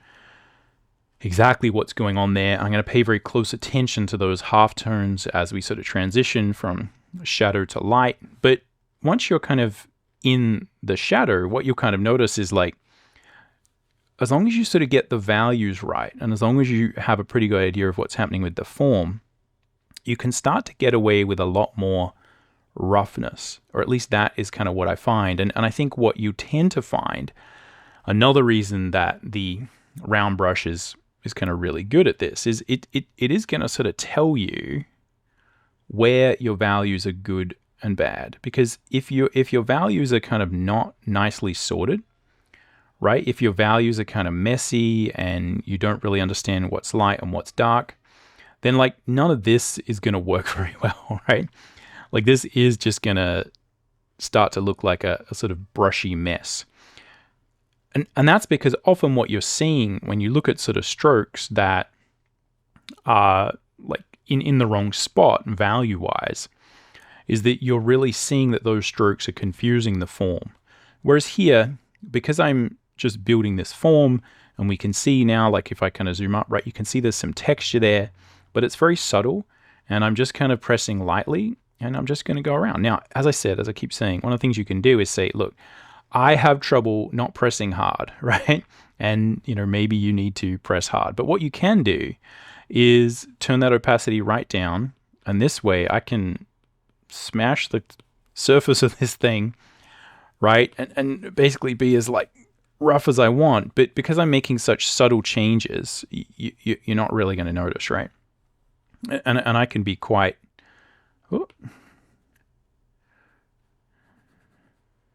I can be quite sort of aggressive with it. And what this will actually do is maybe build up a little bit more of that kind of texture, right? So I can slowly build some of these forms and think about what I'm creating, right? Again, like build some of these forms within the shadow, looking at, you know, thinking about how the ambient occlusion would kind of affect everything, right? Thinking about, oh, maybe these sort of halftones. And this is where, especially if you're dealing with these kind of halftones, that this can come in really handy. Oh. These Apple pencils are just notorious for accidentally activating. So you can see here, again, I'm able to, you know, build up, change, like modify this form a little bit. And this is where you can see, like, you know, is this too much, right? Like, is this helping? Right, let's see if we can turn that on. Is this better or worse, right? So you can see I'm doing like very subtle bits and pieces here. Very subtly changing and modifying the form. But this is often that subtlety of these like very small shifts in halftone that'll kind of make a difference, right? And I'm still blocking in. I'm still not really even thinking like, is this thing good? You know, does this work? Because obviously, you know, a lot of the character is kind of missing. But yeah, I'm just kind of going through, building up, sort of saying, okay, this would be here. And so you can see that, you know, I'm able to use much stronger strokes, right? When I've got that opacity turned down. You know, I can just basically keep pushing away at these halftones, but I'm being brutal with it, right? Like I'm being really harsh. Now you can see, again, this is starting to change the facial structure a bit, and it's sort of tricky to know, like, is this actually making it better or worse? Like sometimes, again, RYU has a pretty youthful appearance, right? And adding too much of this manly kind of structure to his face can often upset the look of that sort of like original character. But again, it's just a demo. Boom. So again, I'm going to turn that all the way up because I like that sort of flexibility, and I think it's good to turn it up and have a play around with trying to be more subtle with our application of tone. So what we're doing here by playing these little games is I am really practicing how much pressure do I need to put on. I'm practicing that, similar to flatting. I'm practicing those skills that can be really sort of useful. And this is where you can really tell, like, is this rendering too much? Am I doing too much of this? Is this not enough? Like, what is going on? But yeah, and this approach creates a rendering approach that is very similar to drawing, where I'm adding. So when I block these things in, and this is not really to round brush, but when I block this in, I'm staying a little bit lighter than maybe I should, knowing that I'm going to be able to push those down and it'll still kind of be all right. Okay. So the next thing I could do is the same thing, but with some highlights. And again, we could keep going, right? I could keep sort of pushing like the shadows, right? We could keep, right, trying to render some of these bits and pieces. Could go darker and darker. Probably need some reflected light and a bit more work on the nose. But what we're doing here is just blocking in. All right, let's try another one. Boom. I'm going to make one there. And this time we'll pick a color that is a little bit lighter. And we could also make it a little bit yellower. Right, so that's kind of what we're looking at as the full, right, the full highlight. And really here we are looking for highlights. You know, I am looking to go pretty intense with these highlights if I can. But again, I can just be pretty subtle with it. Can just build up a little bit. Another thing I can do here is you could do this with a blending mode. I'm just going to try and keep things pretty basic.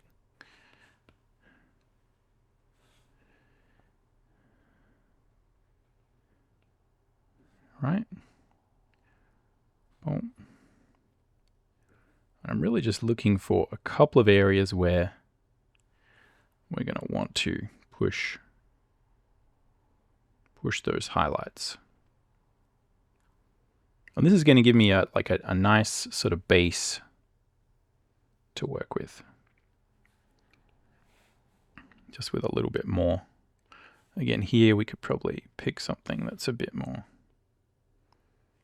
sort of grayer. Again, working with a bit of sort of color science. Not too much. And we could also obviously warm up these lips a little bit. Again, just doing a tiny bit. Right, on the upper lips as well. We could also do the same thing on the ear there.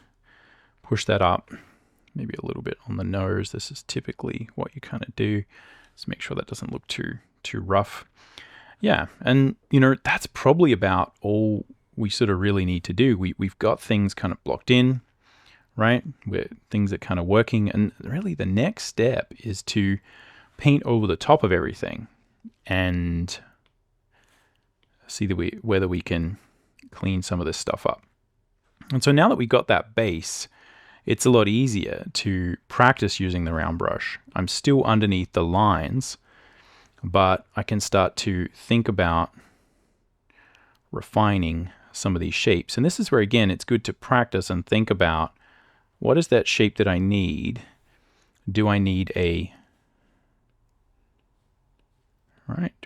harsh shape here or a soft shape there? How do these things actually kind of function? Right, and I'm still probably going to be kind of building up to these different shapes. So I'm sort of finding a little bit here, I'm finding a little bit there.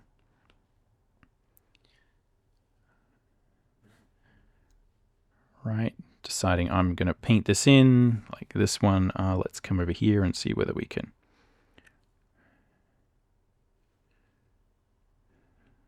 Oh, that's a bit rough.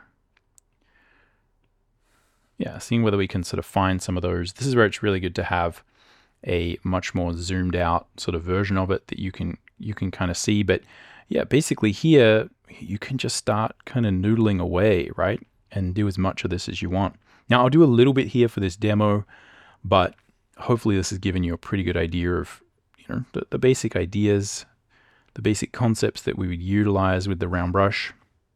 And what we can see now is that, you know, I'm going to be pretty ugly with it still, right? Like we're not after, with the round brush, you know, the most sort of fancy surface, the most sort of textural quality to everything. But what you'll find is, like, when you kind of zoom out, you know, you're not really going to notice a lot of those things. All right, let's see if I can push the ambient occlusion there. All right, let's see if we can, again, turn the forms of this nose a little bit. And again, probably we're going to need to play with some reflected light on this nose if we were to make it more painterly. You can still paint in a very flat, cartoony way, right? Like and this is where I'm in real danger of this becoming too brushy, right? Often what happens is, especially with these iPads, I find I'm kind of like struggling to select the right thing. And it's very easy to kind of lose the structure of your values and make things really rough. I often find this happens if you're if your system is lagging and it becomes hard to actually select the right color quickly. Often what happens is we kind of select one color, it's like not the right color, and then we, then you kind of make a mess and then you sort of try and fix it, right, like that. It's really important to not try and do too much fixing, right? Like what we want to do is really consciously try and make a shape and think about that shape that we're making.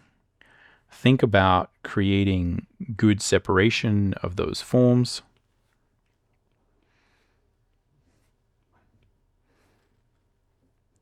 Right, make sure we got the right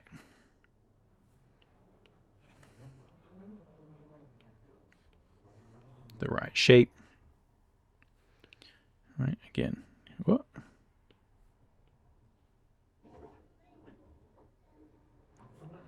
Boom. And just see whether that kind of works. Now again, we may find like this is too much, right? Like maybe this, and I think that's probably the case, is some of this rendering is probably better saved for when we're painting over the top of the lines. But it's really important here to just kind of stick to the plan. We don't need to clean too many things up, but we're just gonna try and go through, kind of polish. Let's see what we did. Did we make it worse? It's kind of cleaning it up. That's all right. And again, there's a huge variety of other things we can do in terms of, let's turn those off. I don't think we need those really rough things. And here you could also turn the color, the value of your lines down, right? So I could turn these down a little bit if I sort of wanted to get rid of them. And then I'd be dealing much more with the paintedness. So again, totally up to you. You can choose when to do that.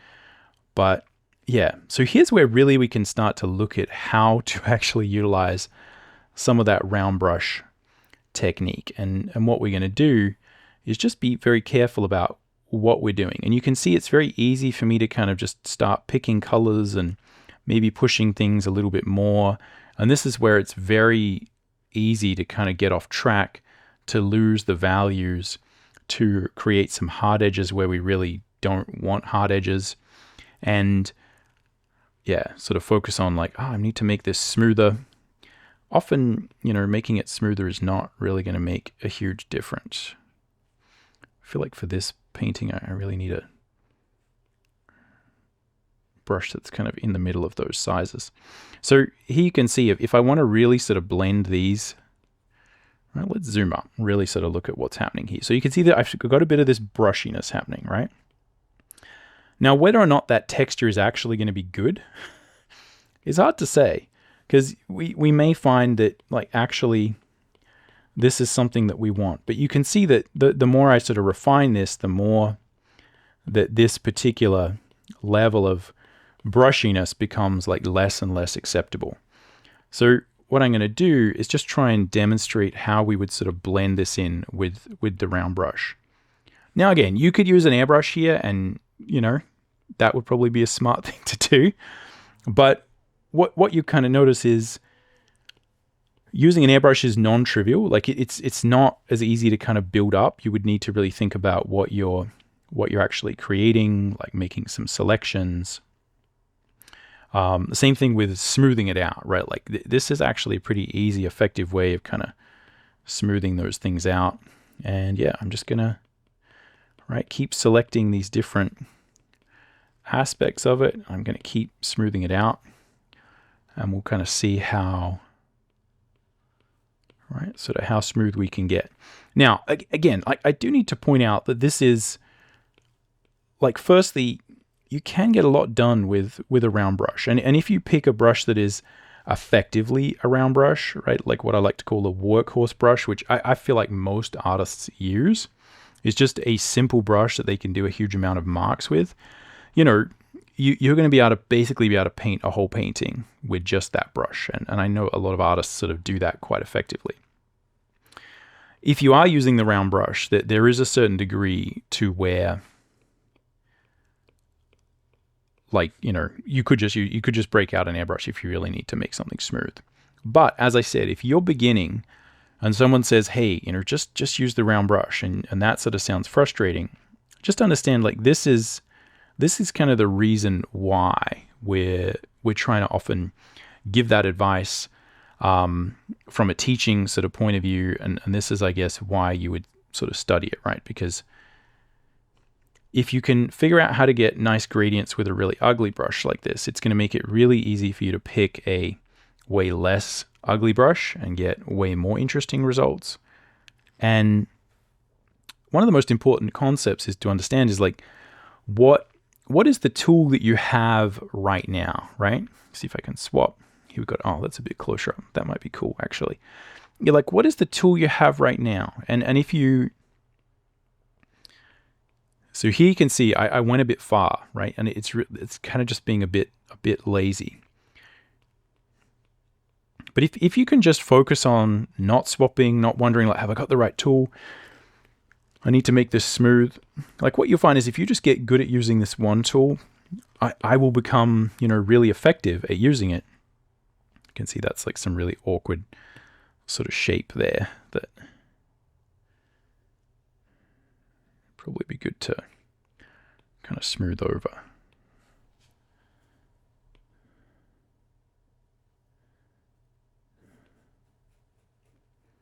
So yeah, I'm not entirely convinced about the physics-based efficacy of this shadow that I got here. It would probably clean up a little bit more if I had some cool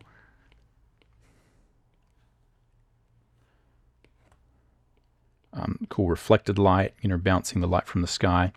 But yeah, when we're doing this, you can see there I got a little bit lazy, right? And just put in that mark. It's really important to just be kind of smooth and simple with this if you are wanting to do that. But you can see, like, yeah, I'm going to be able to get some pretty sophisticated sort of rendering. It's going to look pretty smooth here. Right, let's see if I can get back to where I was. Boom. Yeah, so you can kind of see that, you know, those little marks that I was making, they do really kind of show up, right? If I sort of take them off, you can see, right, that's kind of where we were. And yeah, this is probably what you do. We just kind of keep rendering it, keep playing around, and eventually you can get a huge amount of different strokes, huge amount of variety this way. What I'll do lastly is just look at creating a layer above everything. And we'll look at some of what I was talking about when it comes to stroke economy. And if you did want to get some more interesting looks with the hair, like, how would we do that? So one of the challenges you kind of have is that, right, like, yeah, it's often hard to get these feelings of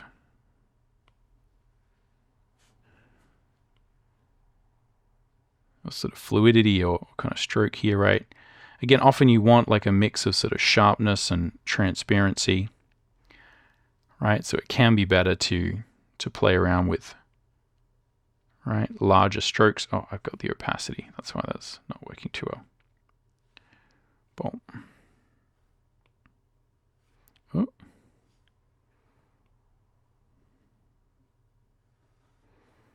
Right. So you can see there, that might allow me to get some more interesting strokes if I kind of do a bit of this.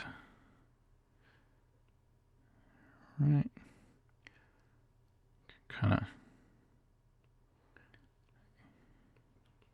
get some sort of softness and some shapes there that might be kind of hard to get otherwise. Now, again, I'm not probably doing the best job of kind of showing exactly, you know, how we would get those kind of strokes and sort of match it here, because we've already sort of got these ones. But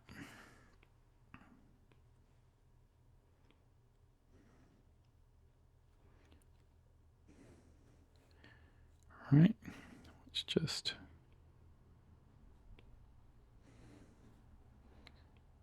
boom.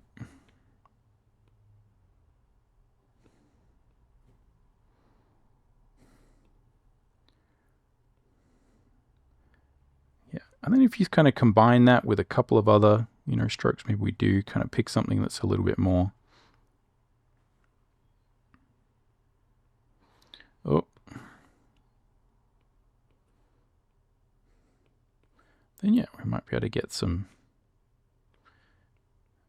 interesting mix of shapes there. Right, again, let's kind of erase that. Now,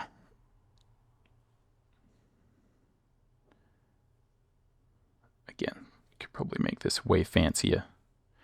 But, you know, if you're trying to get those kind of sharper edges, right? Or again, you know, see, I'm able here to got a sharp edge there. Right, let's create a softer edge there. Right, again, let's sort of smooth out some of these. You know, I got some of them to be kind of harsh. So, you know, like that's not the best example of that kind of really working, but you can see there, I'm able to kind of get a wider variety of different strokes. And it's often a matter of just thinking about varying it up. If you just kind of do what I'm doing now, which is like, I'm just going to try and paint it all in with my little trusty brush. So often, again, we just kind of run into major trouble like this because it kind of just looks really fussy, right? So when I sort of go and look at that, you know, it's going to be, it's all so fussy there. Yeah, it can be just really useful to just kind of use those bigger strokes, right? Get something that feels more organic. So let's have another few goes at that, because I think I could improve upon that.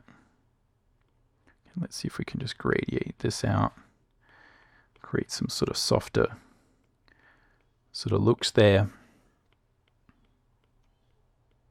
And you could do this on a completely separate layer, right? Which would mean I could very easily kind of go in there and erase it.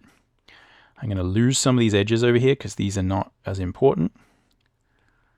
All right, let's lose. Oh, we don't want it to feel too crazy, but yeah, let's lose some of these edges. Soften this up. Let's soften one side of this, and now here, let's go and see if whether, yeah, if I kind of erase some of these, get a little bit more taper on that. Right.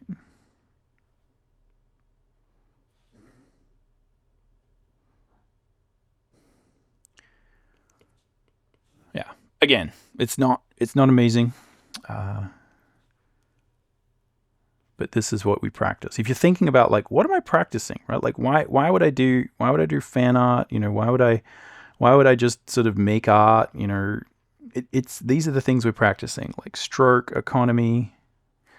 Sorry, my face is always out of frame when I'm sort of looking at this. It's because there's massive reflections on the iPad screen. So when you record with a camera, if the screen is too bright, it creates it just blows out, right? It's very hard. But when I turn the brightness of the screen way down, but that means because it's not as bright, there's more reflections on the screen, so it's actually quite tricky for me to see even what I'm painting, especially when we're kind of being subtle with it. But yeah, so yeah, often we're after like a mix of hard edges, soft edges, right? Let's go in, and then if you were to finesse this, right, like this is the kind of stuff you would be doing. Going in. Right, finessing, soft edge, hard edge, right? Let's see if we can just say, oh, maybe that'd be a little bit more, right? Often over here, right? Just being really subtle, or as subtle as I can be with this. Again, you know, this is not epic rendering by any means, but yeah, go in there, you know, play around, mess around, clean it up, and you can either erase the lines by, you know, erasing the lines on the lines layer, or we can just kind of paint over them. And this is just one of many hundreds of techniques you could use to build up a painting. And yeah, one of the reasons that you may kind of, create a whole bunch of different sort of layers and kind of continually create layers is so that you can sort of go through and erase, right? So, I can sort of, so here, I may find like, oh, you know what, like that's no good. Let's try and erase that. But I'm going to erase some of the rendering I did as well. So often it's good to kind of have some of the rendering you're doing for like the hair on its own layer. It's easier to erase. It's always good to have, if you're trying to get like a professional portrait style image done, right? Like maybe this is for a trading card game or something like that. I've done those before for Capcom things. We have to draw sort of Street Fighter characters professionally. And yeah, it's really good to just like, the hair. If you're just doing a portrait, hair is on one layer, then you can render the face underneath. You don't have to worry too much.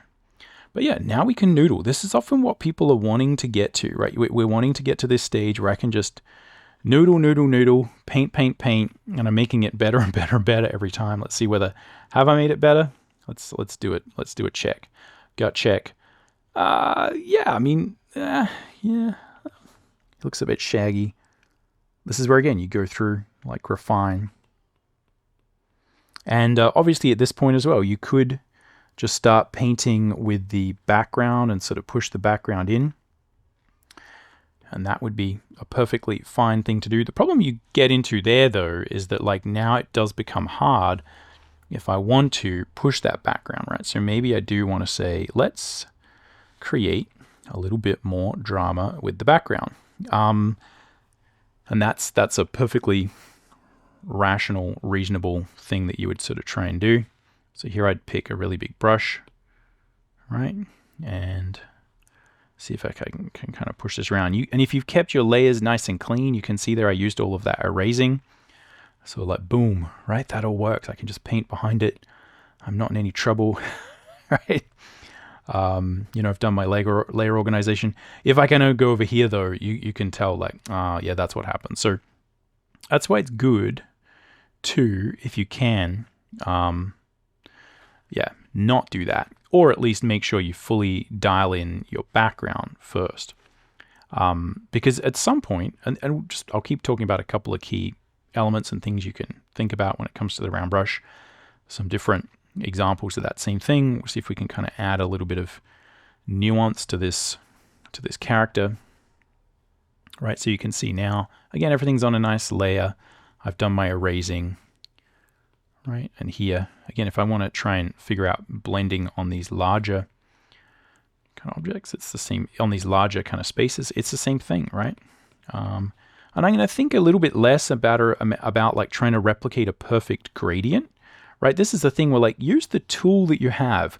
One of the biggest dangers with round brush is you kind of have this overlay, messy kind of thing that we're often trying to escape from as amateur artists, right? It looks all round brushy and kind of rubbishy. And so we try and make things smooth. It's like, everything's got to be smooth. Everything's got to be like perfectly clean, because what I'm trying to escape from is this kind of mess. But the reality is, like, if you kind of often lean in and say like, look, this is what the tool does, like markers have a particular look, they do a particular thing well. Think about what the tool does well. Ooh. Right, let's pick that. I go a little bit sort of darker, right? Think about what the tool does well. I can create some interesting patterns behind him. This may actually be far more interesting than just trying to create this kind of solid gradient. So, always think about that. Don't try and fight the tool. The tool has certain things that are very interesting. As I said, you can often think about adding really cool textures by, utilizing and benefiting from that kind of texture that you get from the overlay. So, like that might be actually a good thing to lean into. Don't always think that because this is what a tool does that, you need to kind of escape it. That can often be, something that really helps you to give it some character. All right. Once you've kind of done that though, it is often really good to think about, how we could kind of plus it. And right, I've still got here, this is still something where I'm working over the top. Right, let's see if we can add a little bit of rim light or something like that. I think that's often a fun kind of thing to do. And here again, what I'm going to have is just sort of play around with, right, like cutting out and playing around with some of those gradients as a way to kind of give me some fun things to play with here, right?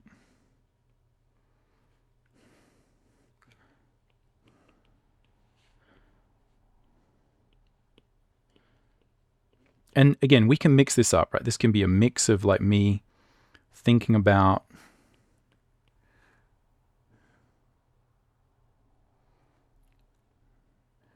trying to get some of these looks.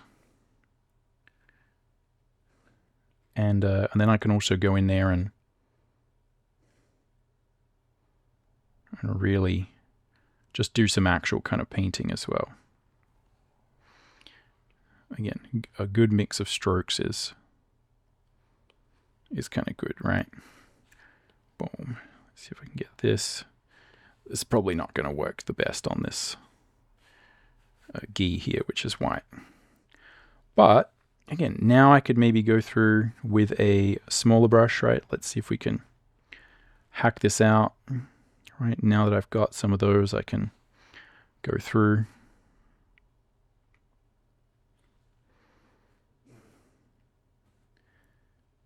Right, but I've got a nice base there. And if we are trying to create these things by painting them, again, let's just always think about creating interesting shapes, right? Let's think very carefully about the shapes that I'd be creating. Hard edges mixed with soft edges, right? Oh, you can see, again, I'm trying to do it so small that it kind of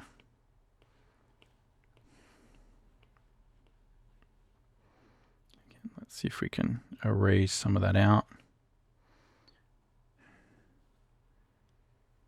So it's getting pretty brushy there, and looking kind of nasty. Looking kind of like there's not a plan. Boom.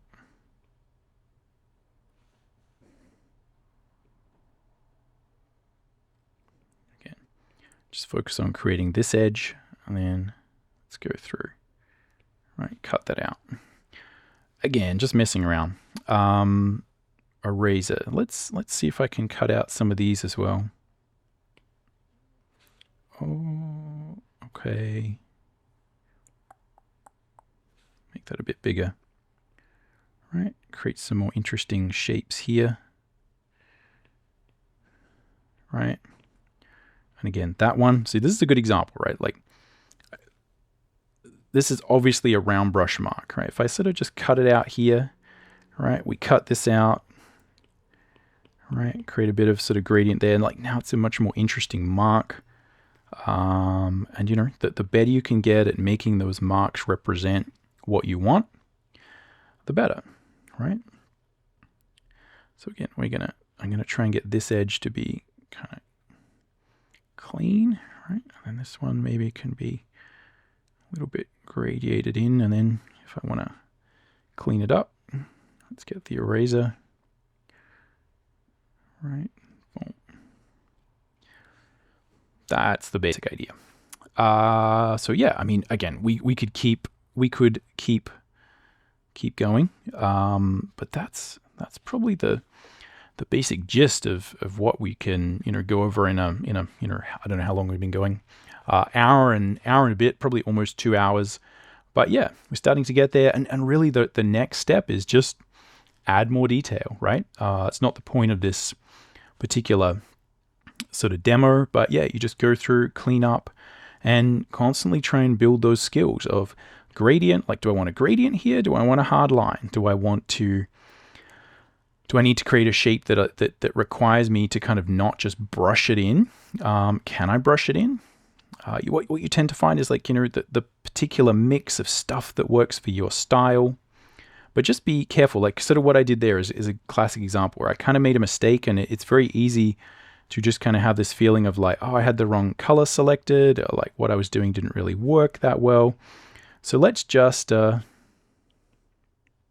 let's just kind of push it and try paint over it and see if I can kind of fix it. Most of the time that doesn't work. You're better off undoing and being really careful and deliberate about exactly the stroke you're making, right? Exactly what you're doing, exactly what you want to do, right?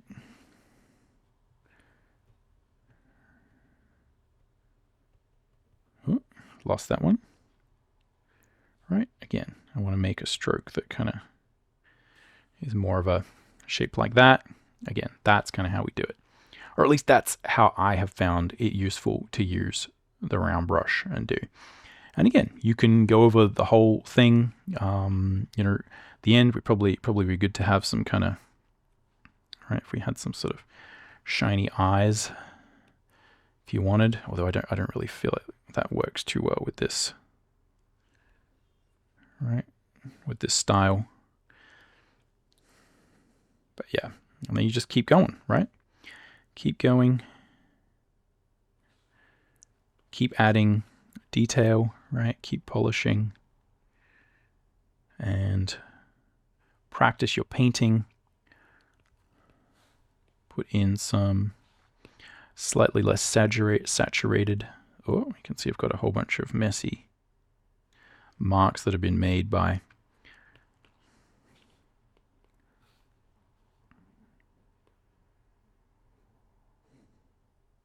see what layer that's on.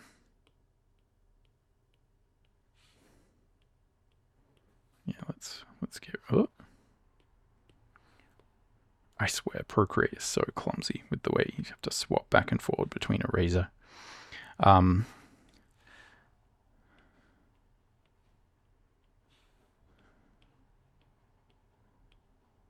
boom.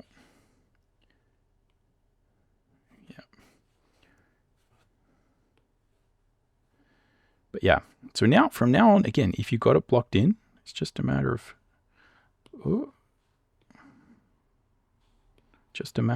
continuing the noodling, playing around, adding more texture. Again, think about adding some texture to the lips, maybe, right? Using that, like I can use the crappiness of the right, of the round brush, that sort of texture. Like sometimes that can be a friend, right? Like sometimes that is what you want. Sometimes that is what you need to really get it to that next level polish, right? So yeah, hopefully this has been useful. I know a lot of people ask questions about when I talk about simple tool use and how it's important to, not think that your success is going to be defined by the brush pack you buy or the brush pack you find or any of that stuff. It really is just a matter of the hand-eye coordination. Often, yeah, people are like, well, show us what you mean, right? So this is my attempt to do a little demo, sort of show you what I mean. We could keep pushing this, as I said, could keep rendering RYU, but yeah, I think that's a pretty good place to end. If you do want to learn a little bit more about that sepia lines technique that I was showing you, where we kind of make the overlay and the white layer, etc., makes the lines a little bit easier to kind of paint over in this instance, you can check out this tutorial that'll pop up on the screen now, which shows you and walks you through that in excruciating detail. But other than that, I'll catch you around. Happy drawing.